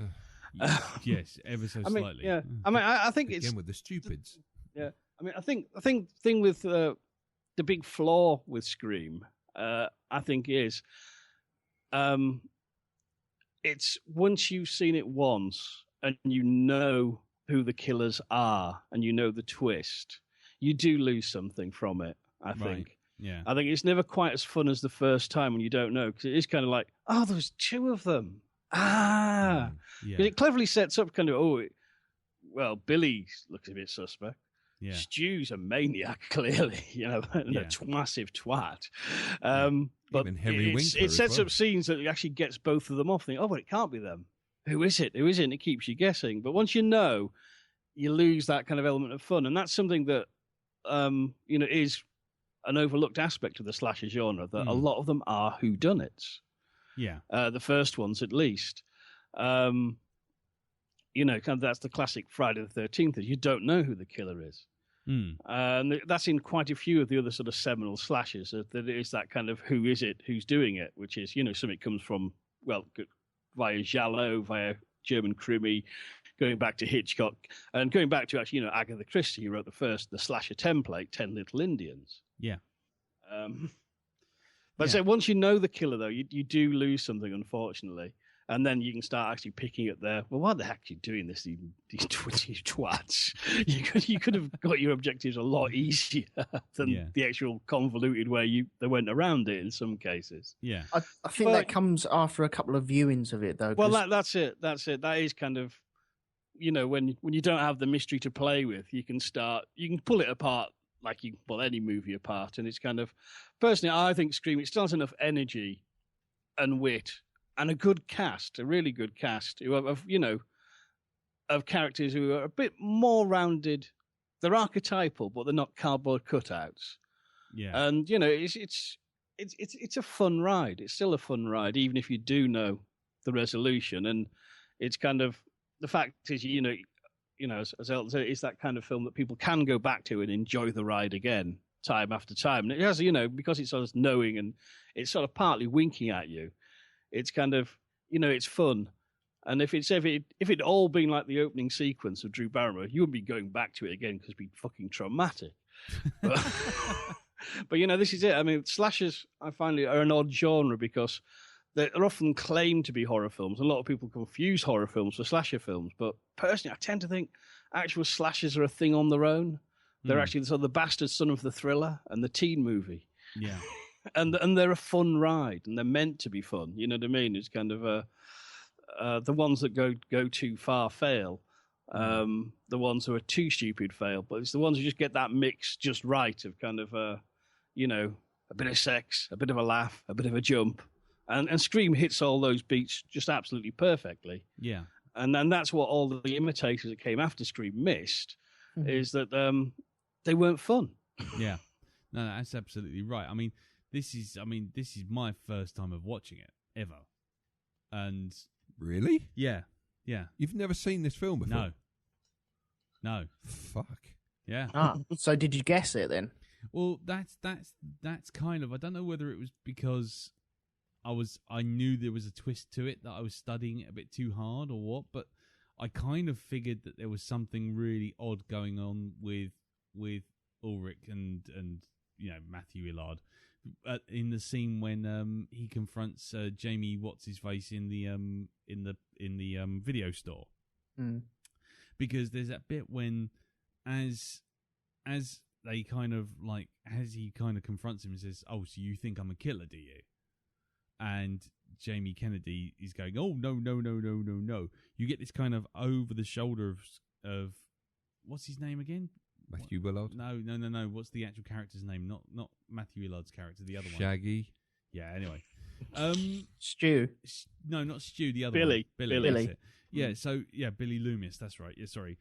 So you get Billy's sort of point of view at Jamie, and then you see Matthew Willard on his shoulder, and he's waggling his eyebrows like some kind of Machiavellian villain, going, he hasn't figured it out. And it's just like, I saw that and I went, hang about. And then as soon as I saw that, I kind of was watching to see whether or not they were both ever on the screen at the same time. And then, so even though I didn't have it proved to me, I think I just became hyper aware of it. And I sort of like, I hadn't totally figured it out, but by the time it happened, it kind of was like clever, but I almost sussed it. I didn't quite get it. I wouldn't say, yes, absolutely, I saw it coming from a mile off. But no, there was definitely something. There was so much sort of definitely going on there that I just thought, no, hold on. If they had revealed it earlier on when they were all sitting on that park bench after the first kill, and they're sitting there going, they're starting to talk about how they gutted each other and, liver and, do your liver and all this sort of thing. And Billy was kind of being like, don't be so insensitive, Dick. If they had revealed it sort of soon after that, I think it would have been more of a shock because Billy doesn't seem like a dodgy sod. But about halfway through, he's all boggle-eyed and sweaty, and clearly there's something very, very wrong. And the fact that they keep going on about him being perfect. But as a film, the thing is, I always tend to shy away from slasher movies because, just like Sydney says in the film, it's just big-titted women running away from a guy with a knife and doing the stupid thing. And to me, after Halloween, it just felt like everything's been a retread since then. So, and Halloween is one of my favourite horror films, one of my favourite slasher movies as well. Yet with this, what I enjoyed about it was that it took everything that I kind of had as a preconception and just threw it out the window. And, you know, just because I just thought, oh, you know, there's going to be something stupid. And as soon as the ghost-faced guy started having this whole sort of like, you know, he comes through a window and he's, you know, you think, oh, indestructible killer, you know, all these sort of things going to happen. And then he gets like a bottle of beer in the bollocks. And it's just like, yeah, okay. And then fridge door in the face. And in the case of Sydney's thing, when he attacks her in the bathroom, the toilet, you know, he comes at her and sort of like the first thing she does is, you know, sort of like trip him over, and he sort of flies over, and then she smacks him one and fucking runs off. Oh, it's like, can I just while I remember it? See, I knew there'd be a flashback. Go on. No, it's not a flashback. It's just a little tidbit about the film. Yeah. You remember the bit when they're upstairs and Sydney suddenly comes out of the wardrobe, out of the thing, and stabs the bloke in the chest, Ghostface, with the umbrella. Yeah. Now, the actual scream you hear is real, right? Yeah. Because the stuntman had something like a heart bypass or something. He had a metal plate in his chest, right? Nice. And what happened was, where she was supposed to go for the pad in his shoulder, she missed and hit him straight in the chest. Ow. And Wes Craven went, I'm keeping that in. Yeah, while he rolls on the floor, clutching his chest and dies. Exactly. Nice. Oh, and one other thing, to make her cry a lot on set, Wes Craven was a complete and utter bastard to her throughout the entire shoot. Nice. He just kept harassing her all the time. No, just poking her in the ear when she's sitting there having a coffee. Look, I'm eating a puppy. Ah. So, okay. Really random offside. But yeah, no, so for me, I enjoyed it. I found it more fun than I was expecting. And I definitely could appreciate where things like Cabin in the Woods and even like Detention, which we saw a few months back, you know, where they kind of got it from, or at least where they've leapt off from. And it had that kind of Community kind of nod. You know, well, I'm saying Community nod. You know, clearly Community was riffing on some of those metatextual stuff of, you know, the pointing things out that you know you're aware of what you're actually in and what's going on. And yeah, overall, it didn't offend me. I enjoyed it. You know, all the characters were well played. The direction was nice and taut. The script was funny in places and whip smart in others. And yeah, overall it was good. And I did like the fact that, as you say, Jim, you know, it became partly whodunit, because there was so much evidence pointing to pretty much everyone. That kept you off guard. It was only the fact, like I say, it was Matthew Illard can't act subtle for fucking toffee that kind of started cluing me up to it in that video room. I don't know, because when I first saw this, it was the way that they played it off with each other, with the Stuart and Billy. And, you know, there were moments, I remember clearly watching this movie and thinking, okay, it's got to be Billy. But no, because the murderer was there and he came through the window. And so it leads you into a false sense of security with him. So you think, oh, hang on. No, maybe it's not him, but he's just dropped a phone. Hang on a minute, something's going on here, but I don't get it. And all the way through the movie, I was trying to work it out, and I couldn't work it out. Yeah. I think they played them very, very well. Yeah, I mean... I think the thing with Matthew Lillard's character, it throws you a curveball, because on one hand, it kind of, you think... He's fucking nuts, isn't he? But at the same time, Stu is such a colossal prick. If you've watched slasher movies, you know he is the kind of guy who's going to joke about it and then get a cleaver through his head. Yeah, that's true. Yeah, and so he's kind of you're expecting him to wind up dead. Then you think it's Billy, but then they have the fake death of Billy, which I thought was a really smart move. Yeah, that's a nice twist. That was definitely one of the moments where I suddenly went, oh, hang about, maybe I've got this all fucking tits up. Yeah, that's how I felt. Yeah, and that's what I'm saying. You know, so on the one hand, and then when it got to the end, and it was like, I bloody knew it, and then all of a sudden it was like, shit, no, I didn't really, if I'm honest. But you know, it's now remember watching it again for the very first time, and I'm assuming that you knew about Drew Barrymore. in this. No, I knew she was in it. I knew she turned up in the first scene. But the problem was with her is, and this is just completely just my fucking fritzy, sodded up brain. I remember her being. Is she in The Faculty? No, she's not. Or there's another teen movie. Oh no, it's bloody Donnie Darko, where she plays the teacher in that.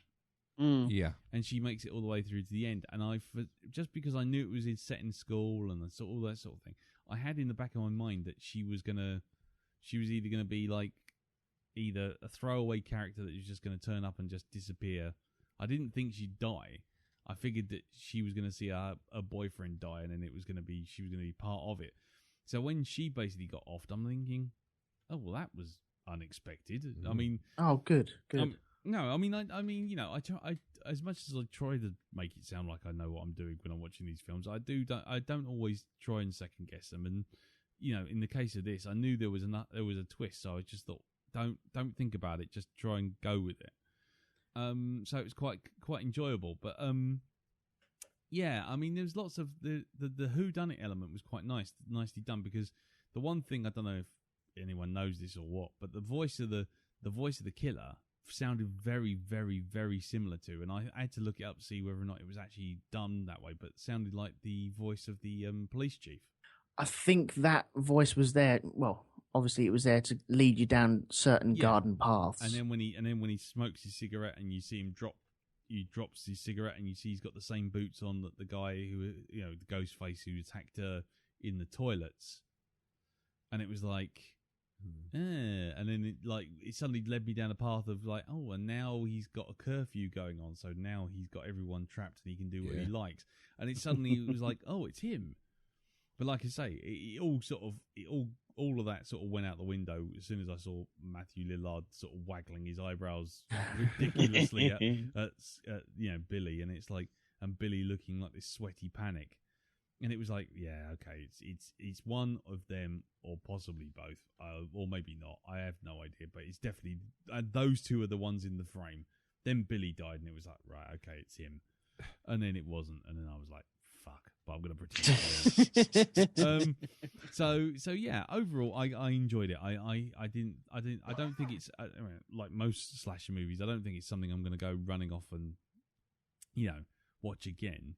Because as much as I enjoy it, I mean, like I say, slasher movies really don't do an awful lot for me. But as an example of the genre, how it's come on from like one of the only slasher films I will watch a lot of, which is Halloween. It's really good, and I really enjoyed it, and I'm glad I am glad I watched it. Will I go and get a copy? Nah, I don't think so. Will I watch it again and check to see all the clues? Probably not. But if it was on and people said, "Oh, let's watch it," and it's like, yeah, fine, I'll enjoy it. But I don't. That's just my thing for slasher movies anyway. So yeah, for me, for the first time I ever watched it, thumbs up. Good. Excellent. There you go. Good. Look at that. Anyone got anything else to add, or should we move on to feedback? One thing I had that struck me is with the distance of years of how well they chose the songs for the soundtrack. Because seriously, this kind of movie, I imagine there was a good deal of pressure to get lots of crappy acts du jour. Yeah, and that now you'd be going, who are these losers? Yeah, you know what I mean. But actually, a fairly canny score, and like playing Alice Cooper's "School's Out." Yes. The kind of what is the unofficial kind of theme song of the series, Nick Cave's Red Right Hand. And these had a lot of very well chosen kind of, songs that have been around for a while and stood the test of time, and just give it that kind of, extra frisson. It's not quite the Tarantino. No. Hipper than thou. Hey, I've been crate digging. Check out this, Neil Diamond track kind of thing. But it's that sort of same kind of really smart use of found music, which I thought actually it's really well played. Who made those choices, Mr. Craven probably well played. Yeah. And I did like the fact that Craven turned up himself as the janitor in the fucking Freddy costume. Very good. Fuck off. All right, Fred. Yeah, what an asshole. But no, that's the thing. I liked some of those bits. That stuff I liked more than the actual story, if I'm honest. the sort of throwaway, horror gags like Linda Hamilton turning up as the as one of the reporters. Yes. Oh yes, Yeah, from The Exorcist. yes. Did you know that, Elton? No, I didn't know. I missed that. You know the girl from The Exorcist. Yes. Yeah, Lovely day for an exorcism, isn't it, Karis? yeah. Well, she's one of the first reporters that you see when they went after the first murder, and they're going through the school. Oh. And she goes, people have got a right to know. Oh, her. Yeah. Yeah, that was her. That was the girl from The Exorcist. Linda Blair, you Linda mean? Blair. That's it. No, Linda Hamilton. I'm thinking Linda Hamilton now sounds like, no, that's Terminator. No, that's Terminator, isn't it? Yeah. Yeah. See, there was nice little Terminator fucker. touches through the movie as well. Did you hear when they said, who would you get to play you? Oh yeah. It was Tori Spelling. Yeah. She was, Yeah. but she turns up in the second movie. Tori Spelling is playing. What's her name? I Sydney. can't- Sydney. Sydney. But in the movie of the movie, Yes. which is very clever. Yeah. Okay. I mean, we probably won't do the sequels, but Oh God, no, no. But is it a case of it's snake eating its own tail? No, I disappearing think up its it's own more arse. just putting things into place because you have Cotton Weary in this as well, don't you? You see him in the on the TV, and he ends up playing Cotton Weary in the second movie. Right. No, it's just nice little touches Oh, like right. that actually work. Okay, fair enough. I mean, yeah. I mean, it's like I say, sequels to horror films are even worse than just. Oh Especially yeah, slasher. they are. Yeah. But There was also they gave you the answer in that Drew Barrymore scene as well. oh, when they're talking about Jason Voorhees. No. When they're on the phone and she's trying to put the phone down, she thinks that she's beating them, and they both scream. Well, someone screams at her, "We're not finished yet," and you kind of just take that as "Oh yeah, I'm not finished yet," but. It's almost signposting it, but it's very, very subtle that if you don't really pick it up and really listen to it, then you don't realise that, hang on, they've just said that there's two people there. Yeah, and the reference to Jason Voorhees not being the killer in Friday the 13th, but actually Mrs. Voorhees being the killer, and there was lots of clues. I mean, like I say, and the fact that when they do the two guys go running, get caught in school by Henry Winkler, they both got masks on. Yeah, and it's like, oh, then there's two killers because it's there. They're basically saying, look, there's two ghost faces. Yeah, I suppose. Yeah, because there's two masks, there's two guys, and it's like, what are you bastards doing? We should take you outside and gut you. I did like Principal Fonzie. Principal Fonzie, slightly creepy, slightly weird, sort of over, bad touch. Principal Fonzie as well, if we're honest. But there's lots of nice little nods to itself, and that's quite nice as well. So I quite enjoyed that.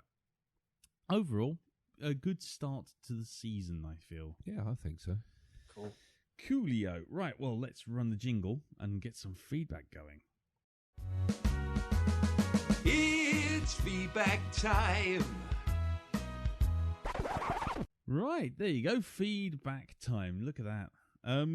Right, I shall start my feedback off with a okay. It's called An Ode to Rosie McGowan's Epic Pokey Nips, and it is from Jack P. Starro. And Jack writes, "Hello, chaps. Well, once again, we head into Horror Month. Not one of my preferred genres, but I'm willing to give these a stab. Ha ha ha. This one was easy, as I'm pretty sure I saw it at the cinema, but I'm not sure if I'd classify it as either a rose-tinted specs or a shit-covered goggles. Could it be an Indifference Misted Sunnies? No, that sounds rubbish. Anyway. Right, as I'm sure someone else will discuss, Scream got its big reputation for having this kind of epochal significance as the first really reality meta horror film. People talk about pre-Scream and post-Scream horror movies, but this really isn't my field, and I can only defer to you guys and ask, was it really that significant? I know there was lots of horror comedies before this, but it's simply it's simply the self-referential metatextuality that is supposed to be so groundbreaking. Guys, was it? I think it was. Yeah, I think that's what they were going for.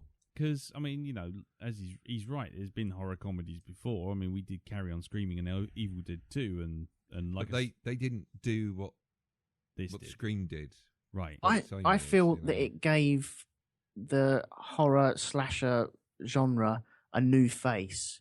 Okay. It had looked at itself, and in the 80s, where it was just repeat after repeat after repeat, and this time round you had a clumsy knifeman. Yes. But there was the comedy there for it, but it also worked for a newer generation. Yeah, I suppose it's introducing it to a totally different generation who haven't bothered to see Halloween on anything other than the BBC Two rerun. Yeah. Well, I think it's not from the metatextuality, because, I mean, Wes Craven had done New Nightmare before this, which is a sort of unofficial Nightmare on Elm Street sequel set in a universe where Nightmare on Elm Street is a film series. Ah. Was that before or after? I thought that was this is before. Oh. And, even kind of in the later tail end of the Friday the 13th, part 6, Jason Lives, it is clearly winking at the audience. You've got, there's a couple of kids at the summer camp who act kind of this Greek chorus, who are very much kind of like the forerunner of Justin Jamie, the movie geek character. Because you're thinking, let's face it, dude.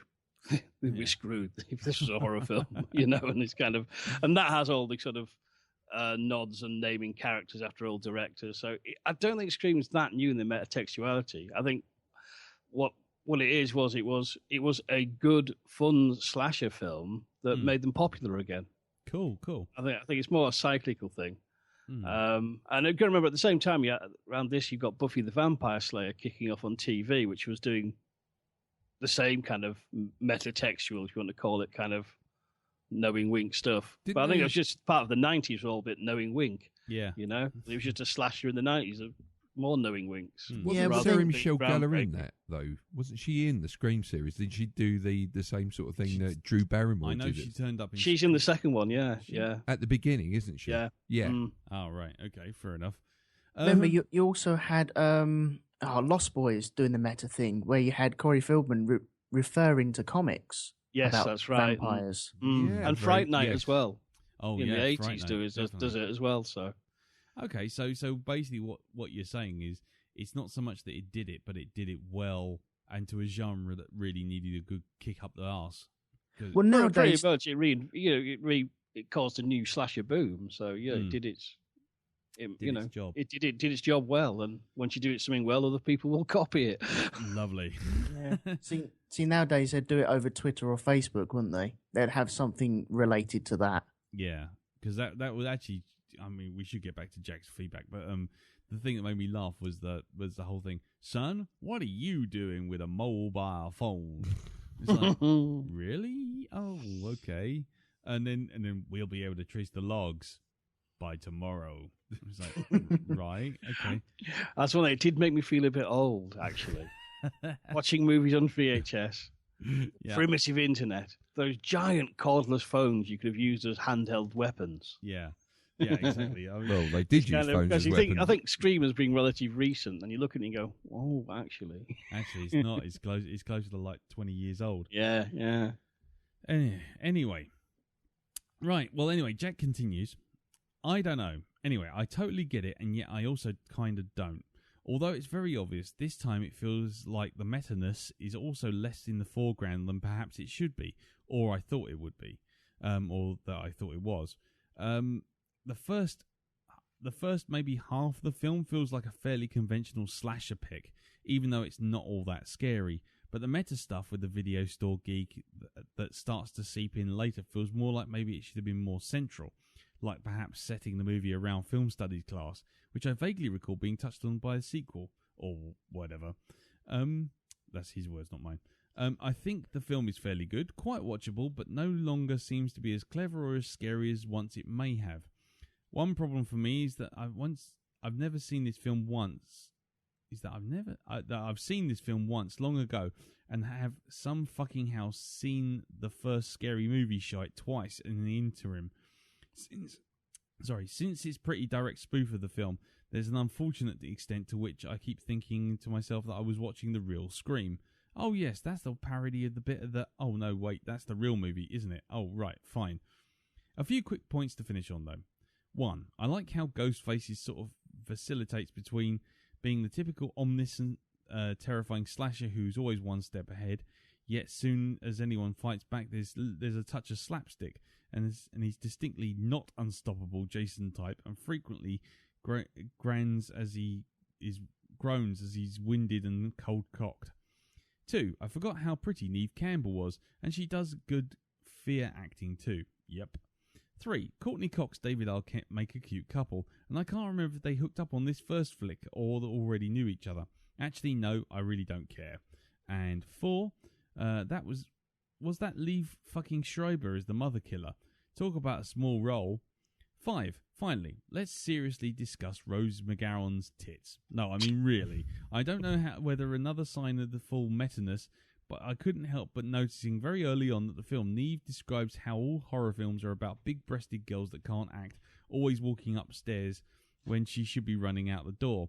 Now, I wouldn't necessarily go so far as to say Rose McGowan cannot act or has mumbo-jumbo fun bags, but when directly juxtaposed against Neve Campbell, she is certainly more curvaceous and a far less naturalistic actor. Moreover, in her death scene, she does walk up a small set of garage stairs to talk to Ghostface instead of immediately fleeing. Could that be line of intentionally setting up this scene?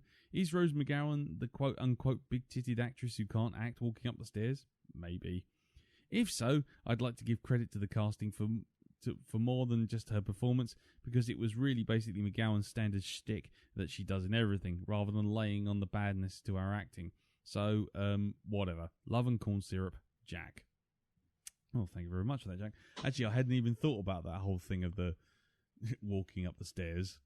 that's quite good, actually. Yeah. So, well, thank you very much, sir. Yes, I think we discussed the bigger point with that feedback. So, let's move on while I again try and fix this fucking monitor that's gone crazy. So, Darren, who do you have first? Hold on. There we go. Right, going in. Yes, indeedy. I have a mail from Andrew Whittaker. Oh, is he of new feedback? I think he might be, actually.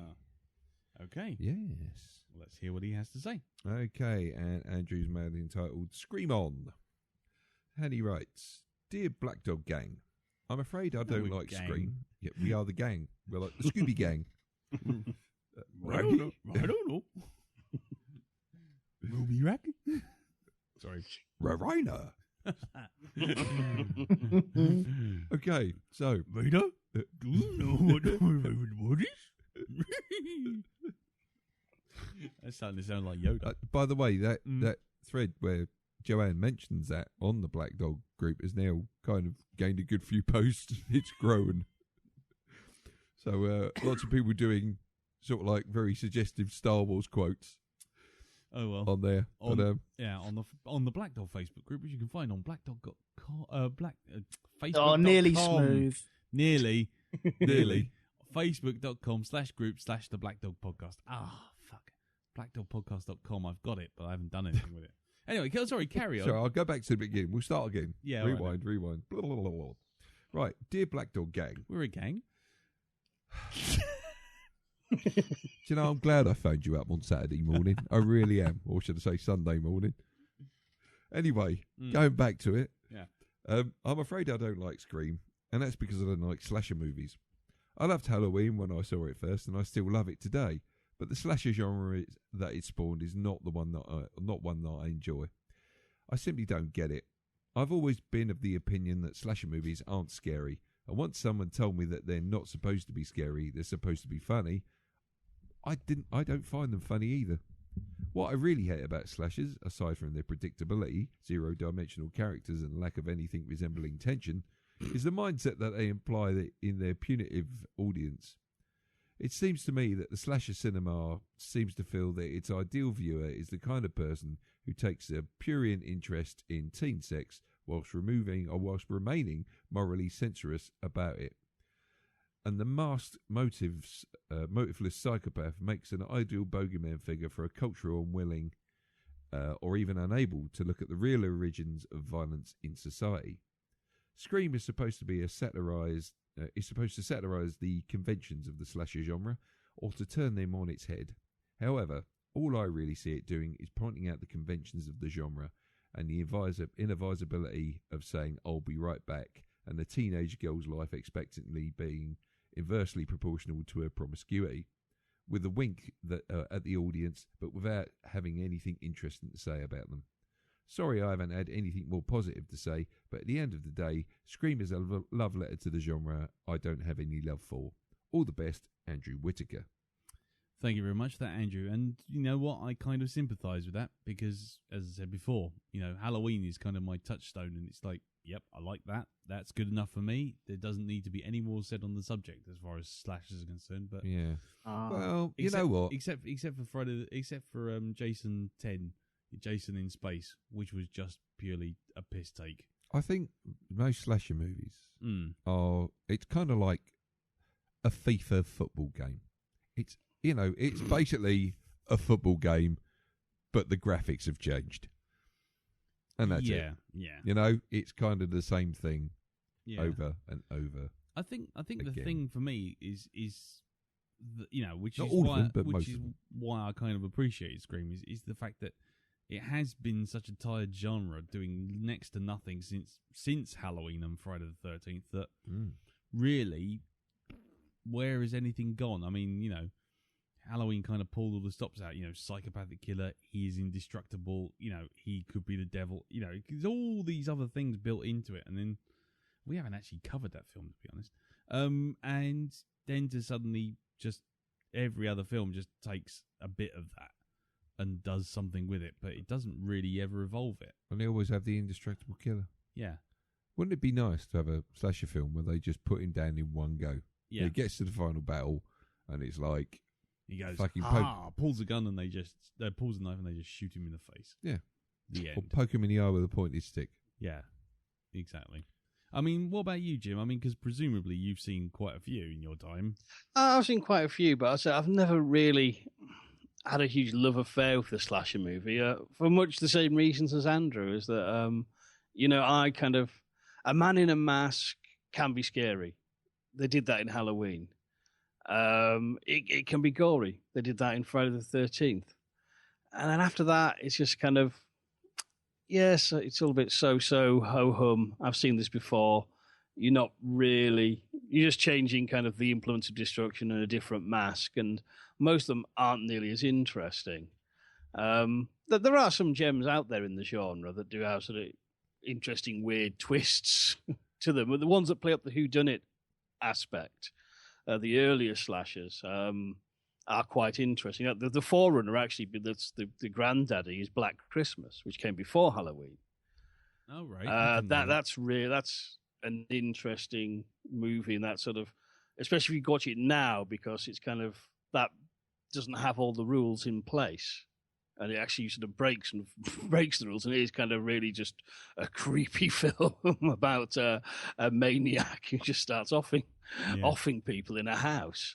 And likewise, the Giallos, which sort of come before, which are all like really crazy and fucked up whodunits with these marvelous set-piece deaths. I mean, I find them kind of those sort of movies far more interesting than a lot of this Friday the 13th clones that sort of came afterwards. Yeah. It's one of those. I mean, the Nightmare on Elm Street series is often lumped in as a slasher, but it's not really. Actually, it's not the same dynamics at all. It's sort of similar, but that's a monster movie, basically. Yeah. And it's kind of, I've always preferred my horror kind of, with a monster. That's where I'm at, and kind of guys in masks, just a bit kind of ho hum. But I think with Scream, though, it kind of, in general, though, it's actually, it's more satirizing, say, the root films of the genre, because it has the whodunit element, like the first Friday the 13th, and like the Giallos, and kind of like these the post-Hitchcock, post-Psycho, psycho murders, sort of films. And it's really kind of the actual slasher genre of the masked man, the invincible killer. It's kind of, it's not really, that's what it's actually really hitting in the main. If you want to see a film that does hit that, you want to see Behind the Mask, The Rise of Leslie Vernon, which really does the full metatextual thing. It's absolutely really fun film, really clever. But yeah, so it's kind of, it's one of those. I can understand where he's coming from, because if you don't like slashers, this Scream is kind of so steeped in it. It's not going to do it for you at all. But I mean, I think it is more. I think it's a bit broader than he gives it credit for. And I say it's kind of.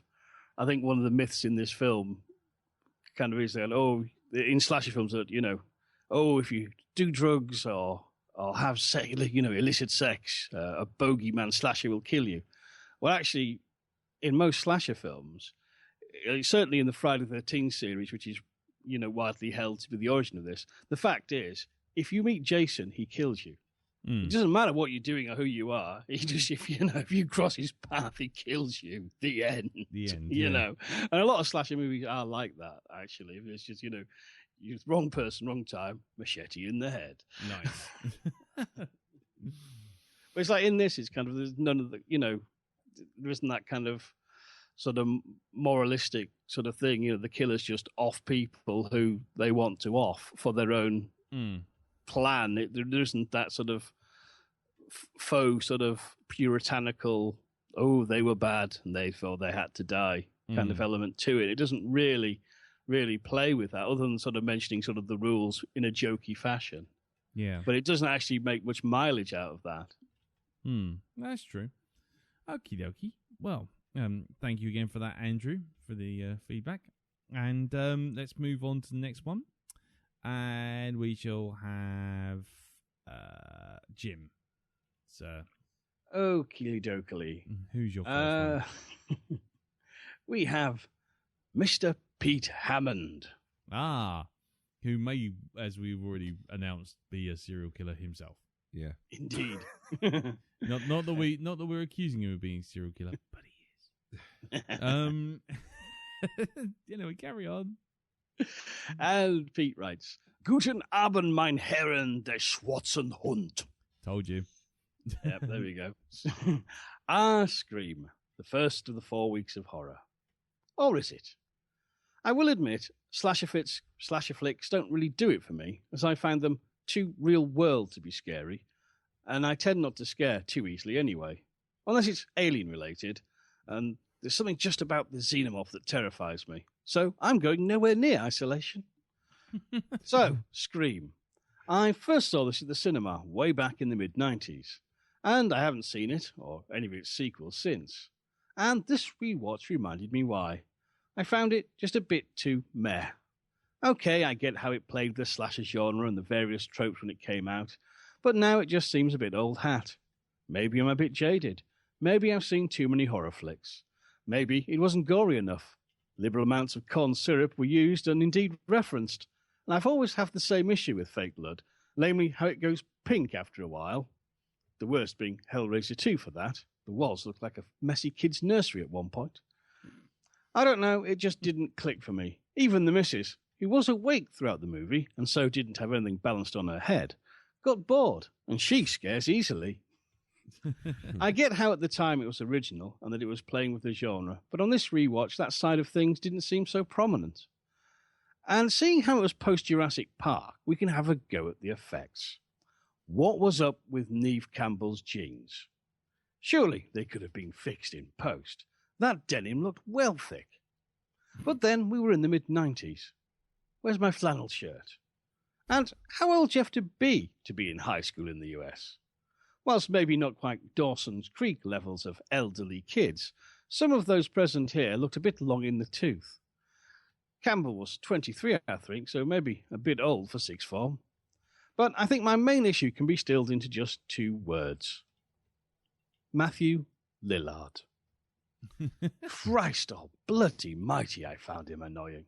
I wanted to tear my own leg off just so I had something to throw at the telly. The kind of screen presence I could never quite get tired of punching. Nice. When Hoonies start stabbing him at the end, just to make things look realistic, I wanted him not to stop. Ever. Or maybe it seemed a bit meh as we watched it after seeing Gone Girl at the cinema, and that was a bit bloody good. Go see it, but go in blind. All I knew about it was David Finch directed, Trent Reznor scored it, and that was good enough for me. So, in short, it's a no from me. Sorry, Elton. Cheers, lads. Quad Bike Pete. Quad Bike Pete. Oh, look at him trying to get himself a title. Well, he's got it now. Quad Bike Pete. There you go. Quad Bike Pete. Should we call it? Hold on, let's take a vote for the four of us. Is the name Quad Bike Pete passed, or do we have to give him a superhero name?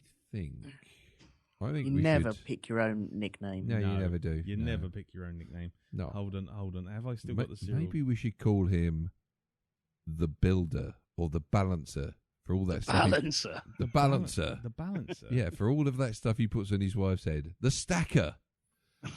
Stacker Hammond. There you go. Stacker Pete. Quad Stacker Hammond. Quad Stacker Hammond. Quad Stacker Hammond. That's got a ring to it. Yeah. Stacker Pete sounds like something from The Wire. Yeah.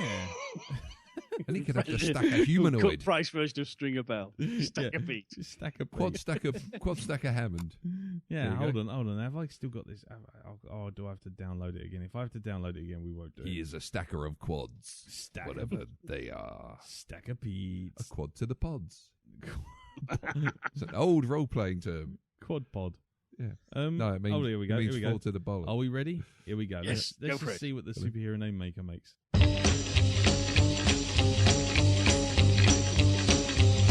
Bumblebee Liquor. I like Quad Stacker Pete, Quad Stacker Hammond. Oh, are we really doing? Oh, all right then. Fair enough. I still like Quad Stacker Hammond. Quad Stacker Hammond. All right, fine. So do I. Yeah, I like fine. They had I can just see that as a Marvel style logo, can't you? Quad Stacker Hammond. Oh, all right. Quad Stacker Hammond. And the plasterers of the universe. It's Quad Stacker Hammond. Yeah. Quad Stacker Hammond and his Black and Decker of Doom. Stacker Man. Yeah. I like his little alibi thing about saying that his wife was awake to watch Scream. Yeah. Very cunning. Very cunning. Yeah, very nice. Very, very subtle there. Well, that's his weakness, is horror movies. He doesn't like them. Doesn't he? No. I think it's him. This eye thing is bouncing backwards and forwards. Anyway, sorry, don't worry. I'll post a picture of it. I've got a piece of snot with an eye in it. Okay, so let's move on. Thank you very much for that, Pete. Quad Stacker. And now let's move on to Elton. Elton, who do you have? I have Martin Thompson. Sorry, Martin, that I'm reading you out today. And his subject is, oh my God, they killed the Fonz. Dear Lee, Darren, Jim, and Elton, I remember Scream coming out back in 1996, but I didn't see it until a few years later. I saw the sequel first, enjoyed it, and went back to the original. By the way, has anyone seen the sequels? Nope. I think I've seen two. No. I'm not sure if I've seen three. Or I might have seen both of them merged into one in my mind. See, I've definitely not seen four. Yeah, I haven't seen four. I've seen two, saw three, thought three was terrible, and didn't go to four. Anyway. Okay, well, if I haven't seen this one, I certainly haven't seen the bloody sequels, have I? So, anyway, carry on. Anyway, carry on. This is probably the fourth time I've seen it now, and I still really enjoy it. Much like Jim, I wondered if the postmodern humour would stand up after 18 years and many imitators. In some places it didn't, but then that may be because I've seen this a few too many times. However, in other places, I was spotting things that I hadn't before. The idea of two killers was fresh at the time, although the fact that I knew who they were took some of the edge off. The opening scene in which Drew Barrymore is killed may have lost its initial punch, but it's still a classic. Let's also have a moment too for Neve Campbell and Rose McGowan.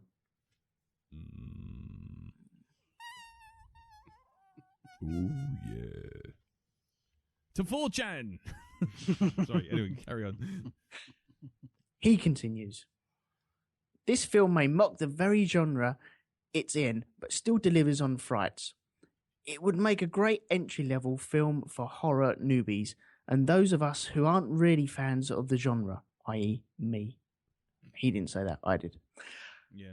I don't mind the sequels, although by the time they reached Scream 3 and Randy was sending videos of on the trilogy rules from Beyond the Grave, just in case it happens again, it gets a bit silly.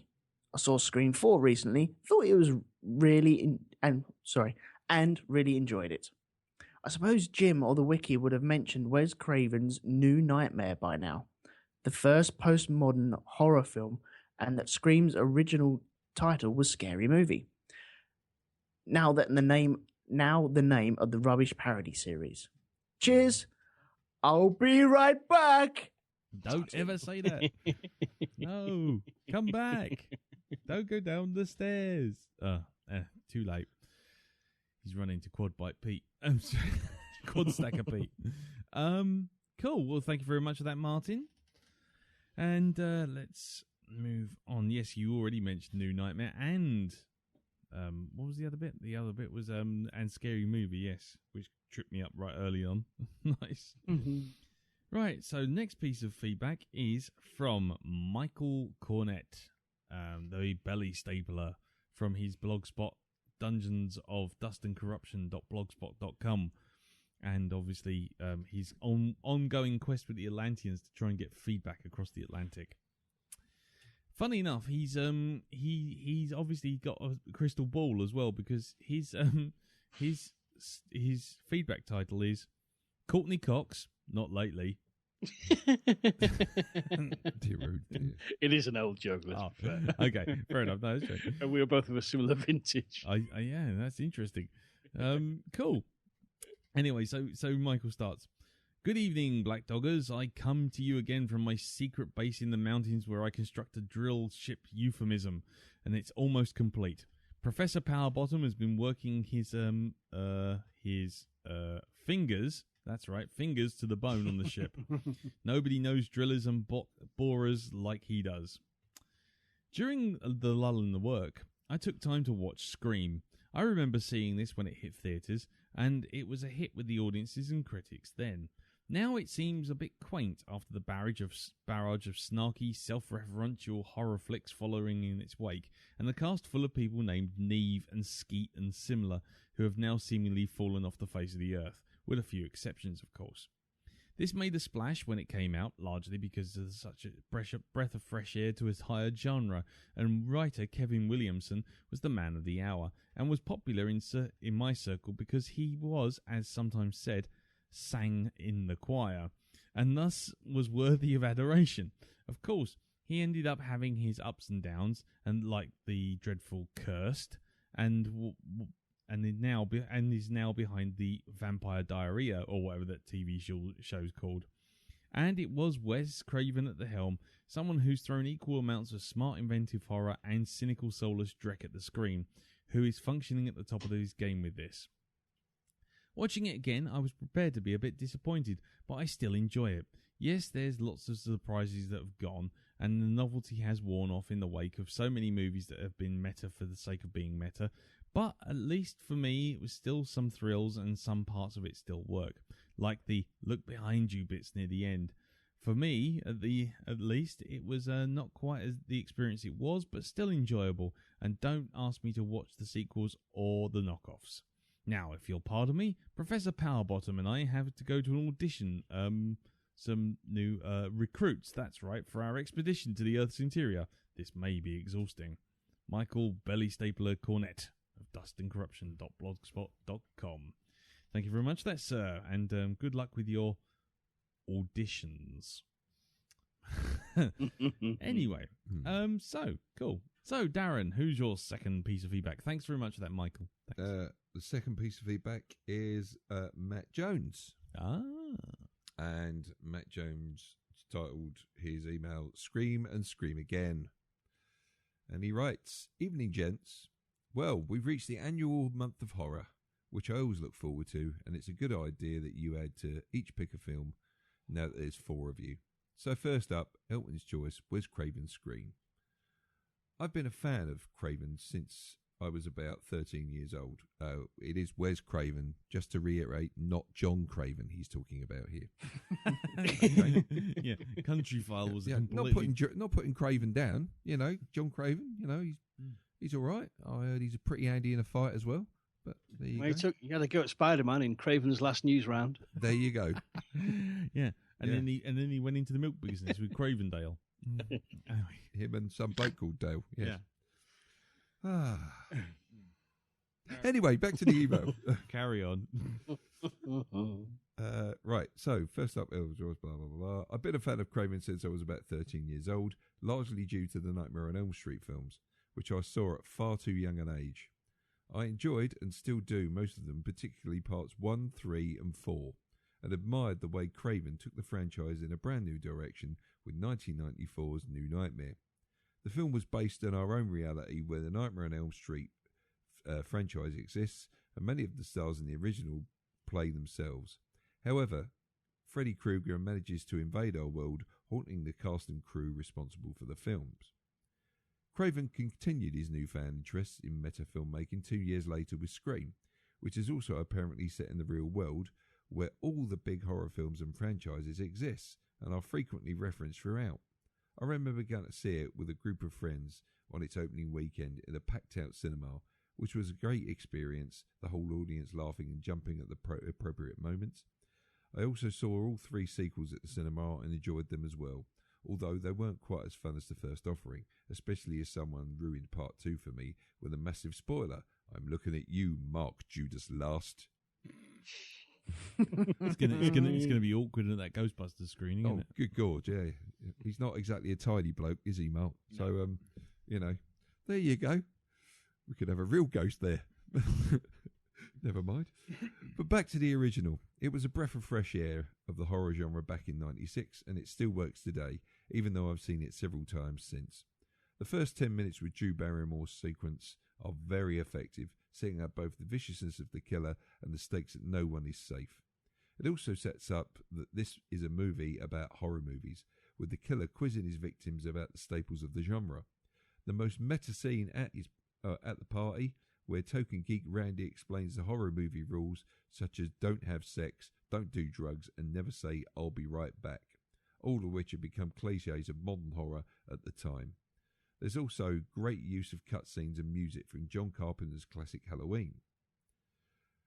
The many characters are all pretty effective and watchable, with the standouts for me being David Arquette's Dewey, who was saved from a grisly death by the complaints of test audience, and Matthew Lillard, who is delightfully deranged as Stu, especially near the end when it's revealed that there are in fact 2 killers. The twist is pretty original at the time and has been copied a great many times since. Looking at the film in hindsight, there are also plenty of clues to the resolution of the mystery, such as Ghostface, as he's known, getting from one place to another awfully quickly, and the scene in the video store where Billy and Stu are taunting Randy should have been a dead giveaway, but somehow it wasn't on first viewing. See, it's what you said, Lee. The twist still works, and I especially love the scene where Billy and Stu are stabbing each other, trying to make their story look convincing. That's brilliant. Oops. Oh, blimey. Sorry, one moment. Technical issues. Technical issues. Okay. As you can tell, I'm fond of this movie, and I regard it as one of the finest horror movies ever made. A fine knowing script by Kevin Williamson, and top direction from Craven combined to make a very compelling watch, equally scary and funny, which is a hard trick to pull off. It also gave us a simple yet effective new Halloween costume idea, which I've shamelessly adopted several times. Great pick, Elton. I'm looking forward to watching Darren's offering next week, as it's the first time watch for me. Till then, guys, I'll be right back. No. Stop saying that. Our listenership is disappearing one by one. Yeah. I'll be right back. I'm just going to go and build a shelf. Anyway, cool. Thank you very much for that, Matt. And we look forward to your feedback next week for Lake Mungo. Lake Mungo, they drink it in the Congo. Anyway, yes.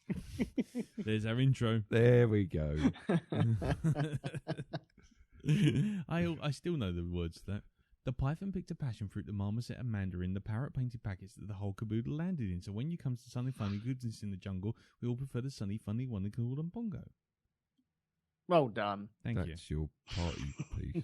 Actually, there's months and months of my life that I can't remember now, thanks to that. But anyway, moving on. Jim. Yes, we have word from our man in Canada. Which one? Which one? Our native man in Canada, Mr. Eric J. Lovely. Who writes to us in an email entitled, Screaming About Road Apples. Oh no, let's not go back to that again. I'm afraid we are. Greetings, Black Doggers. It's your pal in Toronto, where I'm delighted to have initiated an unintended cross-cultural exchange about the phrase road apple. As Lee and Jim correctly surmised, it is a euphemism, an old one for horse shit. And if you've ever seen a pile of green, glistening horse turds, perhaps after a parade or on a visit to the nude forest, you'll see how it applies. Obviously, the phrase has more currency in the days when horses were still familiar sights on city streets, but I think it's just too good to let die. Here's a bit of Canadian trivia for you. If your parents or grandparents are, or were, from that vanishing generation that grew up in the Depression or the war years, odds are you'll have had someone tell you about them using a frozen road apple as a puck in a game of street hockey. Innocent times. Yeah, not so brilliant in the summer. No, well, incidentally, I'll just interject. That is the origin of the phrase shitstorm as well. It was literally from New York, and there was that much horse shit in the streets. In the summer, it dried, and carriages going up and down would pulverize it to dust. And when the wind blew, you would literally have a shitstorm. Oh, nice. There you go. Lovely. Back to Eric's feedback. Now on to Scream, the slasher movie about slasher movies. I loved it. It's been a while since I'd seen it, and while it's pretty much a romp, it still has a couple of good jump scares. The cast is uniformly good, except for the horror nerd, who'd have stabbed myself if I'd been in the movie. But from the perspective of 20 years on, also a little distracting. I kept having little conversations with myself that took me out of the movie, like, Drew Barrymore, how cute you are before you got annoying. Neve Campbell, why aren't you working now? You were good. Courtney and David, sorry kids, it's not going to work out. Oh. Principal Fonzie, how the hell did people ever think you were cool? Rose McGowan, jeez Louise, that sweater. Yeah. Matthew Lillard, look, it's Shaggy. And finally, Skeet Ulrich. What the hell happened to your career, and what sort of name is Skeet? It's an apple. It's a road apple. There's skeet everywhere. It's all up me walls. Someone should get a plug for that horse. Sorry, carry on. As for the whole meta dimension, it was fun if you're a fan of horror and slasher flicks, but it certainly wasn't groundbreaking. The film Buffy the Vampire Slayer came out in 1992, and that was just as meta. For that matter, back in the 40s, Universal was making horror movie mashups that can be seen as knowing commentaries on the genre and its tropes.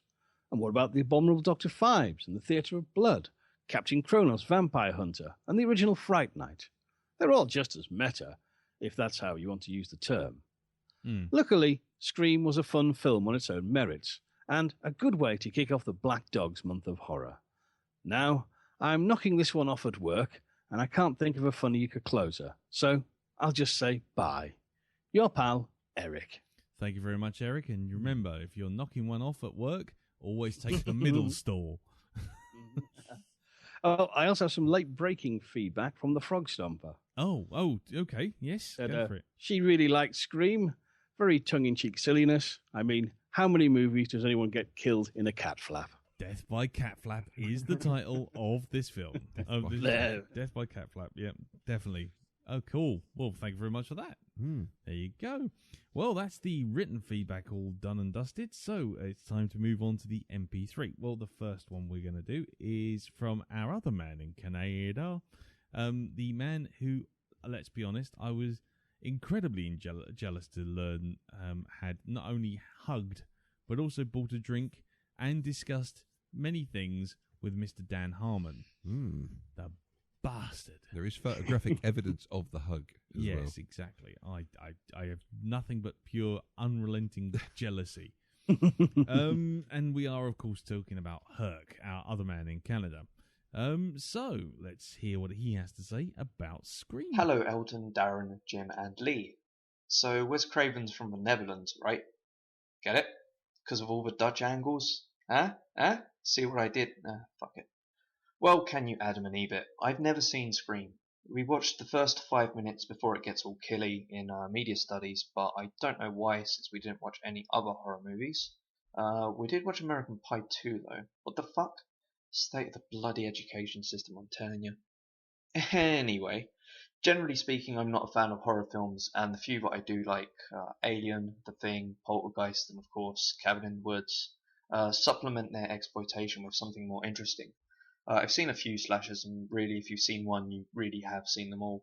I didn't have that many expectations for Scream, but I was worried that it would just be a slasher film which happened to have self-aware characters in it. But I was so pleasantly surprised by this film.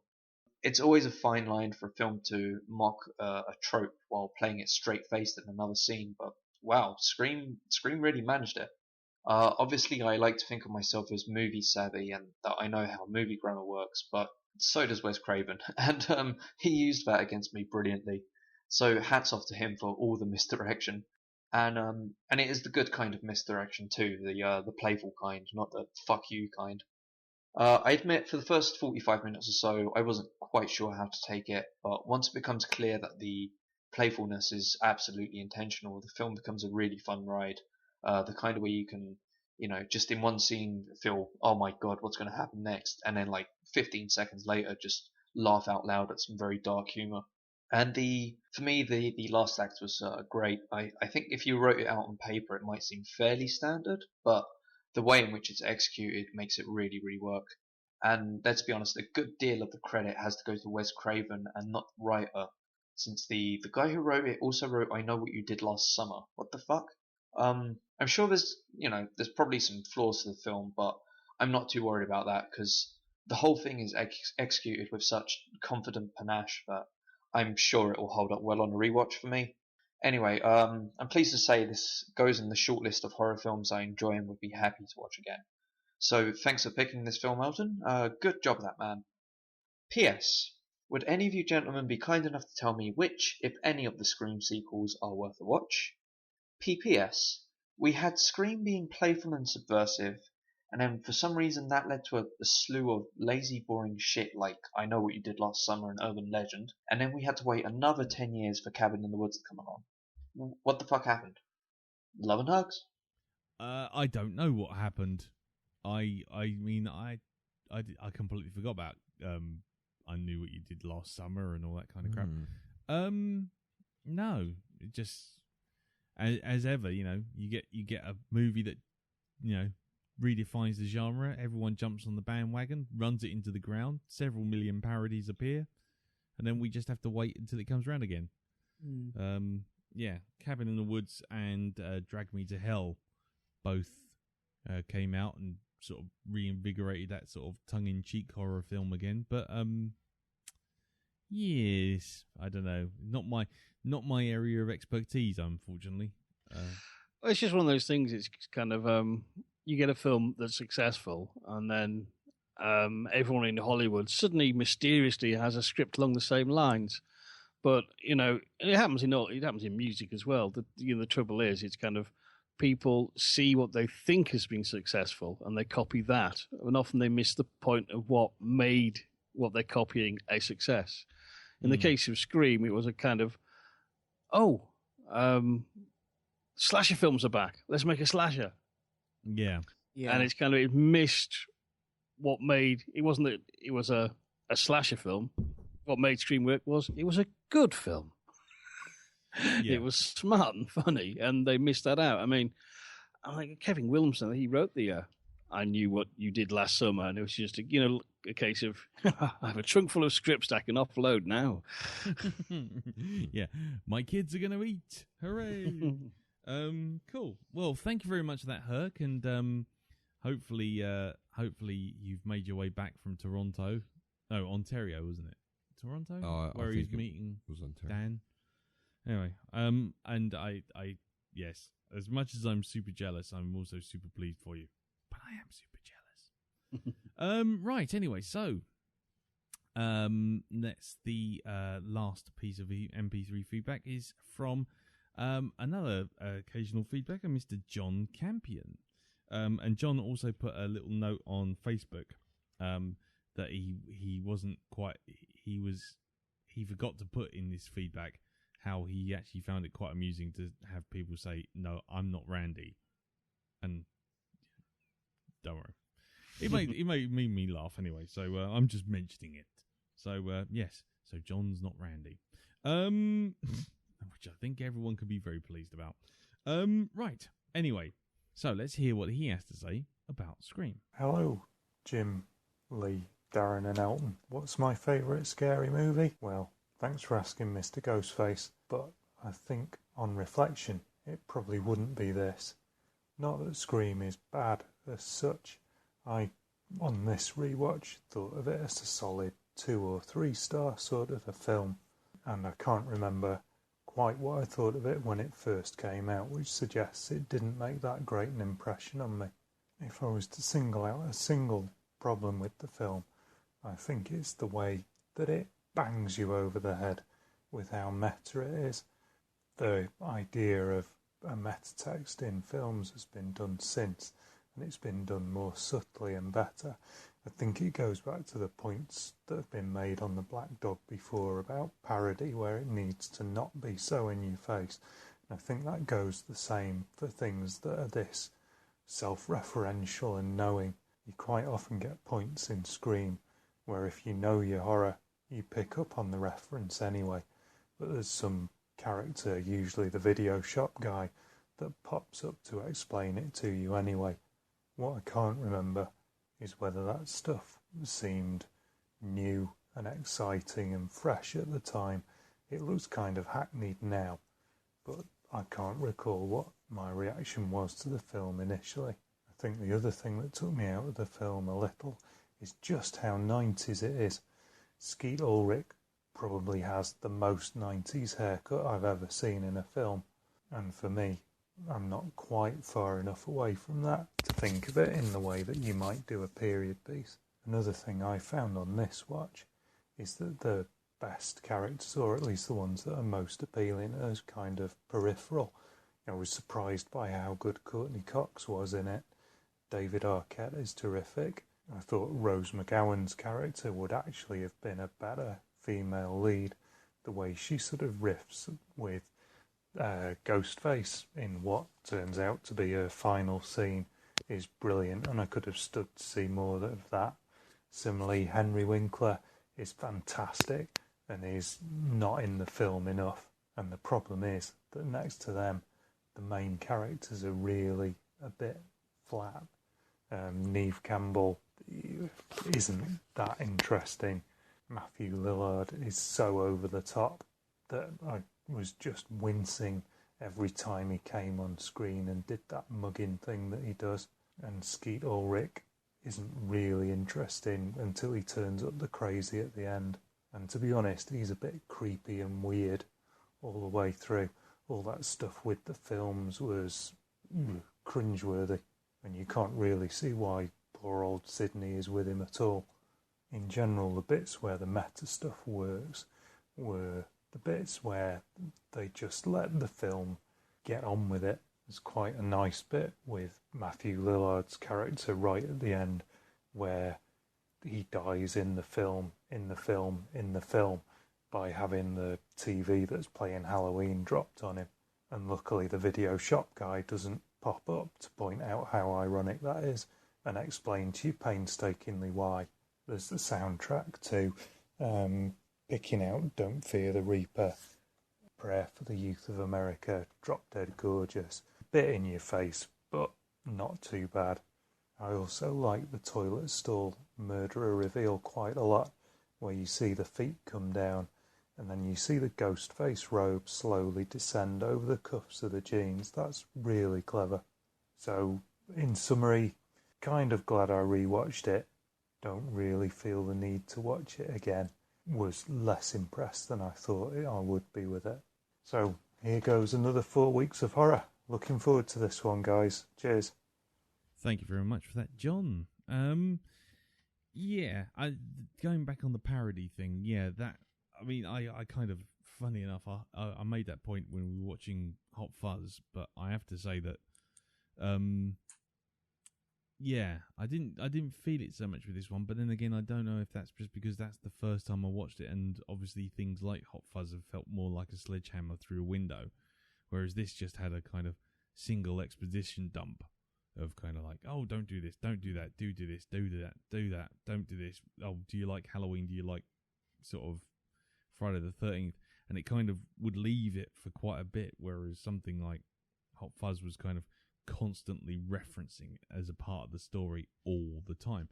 But yeah, no, I take the point. You know, it's that whole thing of, you know, if you're gonna do parody and trust the audience. Don't sit there continually having to fucking explain it, because that will just rob it of any power.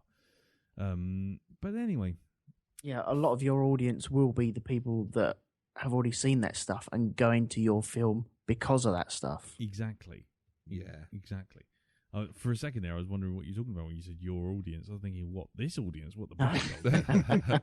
Blimey, I'm surprised it made 170p, let alone 176 million pound. He also mentioned Rose McGowan would have been a really good lead. I tend to think that Neve Campbell was pretty much perfect after Drew Barrymore got snuffed, because you know, Drew Barrymore was the headline on the poster. Drew Barrymore's face is on the poster. Yeah. And so people were drawn in for that. And then to have such a strong character after she's gone and take it on, I think she was pretty much a shoo-in for it. I think Rose McGowan, she always sort of tends to gravitate to kind of these sort of quirky sort of roles. And I think she was perfect as the best friend in this. Whereas I think she just kind of has the kind of, I don't know, the kind of, can't think of the word, not empathy, but something, there's a kind of a quiet charisma to Neve Campbell in this that really makes her work as a heroine. She's not kind of a teenage Ellen Ripley, but equally she's enough scream queen to be a victim, but heroic enough to put up a good fight as well. And she's just nicely down the middle and just perfect for her, I think. So I think Rose McGowan, she'd be too sassy in this role, I think. Yeah, I suppose so. I mean, yeah, she's... And those nipples would be distracting. They were perfectly distracting. It was like they followed you around the room, didn't they? Poke the killer in the eyes with them. Yeah. There you go. Take that. Careful of your eye. Oh, that was the point. Okay, guys. Well, let's say thank you to John for his feedback. Thank you very much, sir, and do send more in. You know, always good to hear from you. And let's wrap it up for our first week. Let's start on with our second week. So, what are we going to be doing next week? Well, next week is Darren's choice. So, Darren, would you like to tell us what we are going to be watching? Certainly. Because I haven't got a fucking clue about this movie at all. Go in blind. I'm going in completely blind because I barely can even find it, let alone know what it is. It's a film called Lake Mungo. Now, it is. We've all seen the found footage films or the mockumentary movies. Okay. And to me, they always seem to be lacking because people are acting rather than reacting in those films. Mm-hmm. Okay, this is completely the other way round. I watched this film, and to me, if you told me that all these people were just members of the public, I'd believe you. They are so extremely convincing. Right. As that. It's just really unusual to find a film like this. There's only one member of the cast that does sort of like, the theatrics in it that kind of, it spoils the record. Yeah. I think. But no, the whole thing is such a believable documentary. Right. If I'd stumbled in on this, say like I came in from a night out, switched the TV on, I didn't know it was a film. I think that this was a proper documentary about, well, its subject.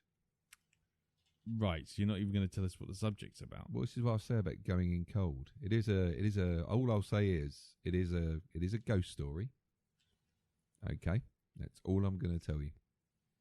Or a supposed ghost story. And so you rate this movie, yeah? I definitely rate this movie. It's all thanks to Mr. Moon here, on one of his. I think it was the found footage special you did, Jim, on Hypnobobs. That's right, yes. I did a roundup of a big job lot of found footage and mockumentary movies. Yeah, and there were three that caught my attention on that. And one of them was Charlie Mopic 97, which is a Vietnam one.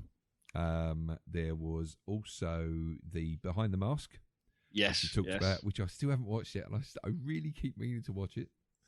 And then there was this one, and yeah, both me and Laura just thought that it was incredibly well done. Okay, it is done like a proper documentary. Cool. Well, I can't comment on this at all because I didn't even know this film existed until I heard it on Hypnobobs and heard you talk about it afterwards. So, Jim. Yes, I mean, this is one of these sort of films I just picked up on the grapevine, little buzz about. I thought, oh, that sounds interesting. Now, a lot of people think, oh, found footage, oh, shaky cam. No. Don't worry. There is found footage in it, but this is kind of, you could sit someone down and say, watch this documentary.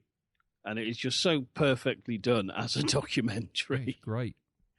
Okay. You could really fuck with somebody if you so chose.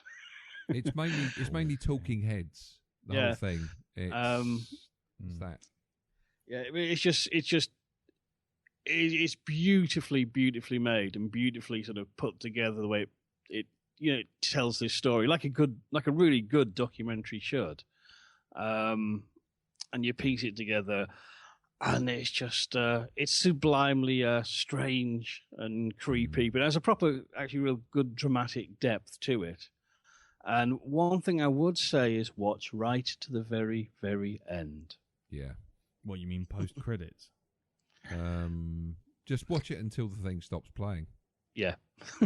I can't remember if it goes right to the post-credits, but there's, just keep watching until there's no more, just in case. Okay. That's interesting. The good thing about, don't go expecting, in your face scares with this. It's all very subtly done. Oh, okay. This is Don't over egg it because I'm just saying it's not for people who like things like Scream and that's the only sort of horror movie they like. This isn't that at all. Okay, all right, that's cool. And Elton, I presume that you're in the same boat as me. Yeah, never seen it, and Scream is the only sort of horror movie that I like. So I don't know. So that last bit that Darren just said worries me now. I'm looking forward to it, although scary stuff really scares me. So you're gonna love Kill List when we get to that. Oh God. Yeah. Darren hasn't seen that, so you'll be. I've not seen it. So you can go around his house and hug him while watching that one. But in the meantime, come around my house and hug me for watching this one. Cool. Okay. Well, ladies and gentlemen, if you manage to find watch Lake Mungo and would like to take part and send in some feedback, do so. Send it into blackdog@geekplanetonline.com. And yes. We shall see you for Lake Mungo Jerry in the summertime. Can we record at 5 o'clock when it's not dark? No. We're gonna you can. Why do you record this in a shed or something, like miles away from the rest of the house? No, I've got all the lights on. Oh shit! My cat just came to the door. That shit me up.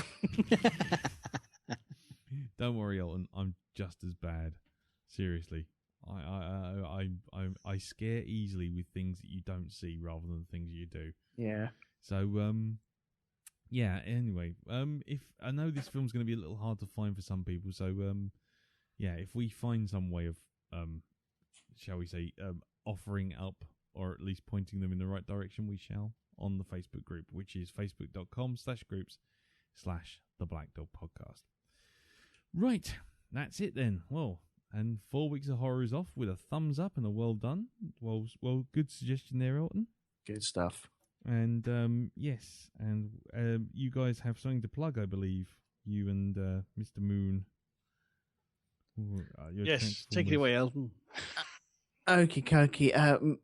Myself and Jim Moon were on Witness for the Defence recently. We were talking about, someone was trying to defend Transformers through to Transformers 3, maybe /4, plus the movie. And you have to go listen to it on Witness for the Defence, which can be found on Jellycast. witnessforthedefence.jellycast.com. Lovely. And Jim? Yes, The Witness was a marathon discussion which is coming out in 2 parts. However, there is a third part, which what I recorded.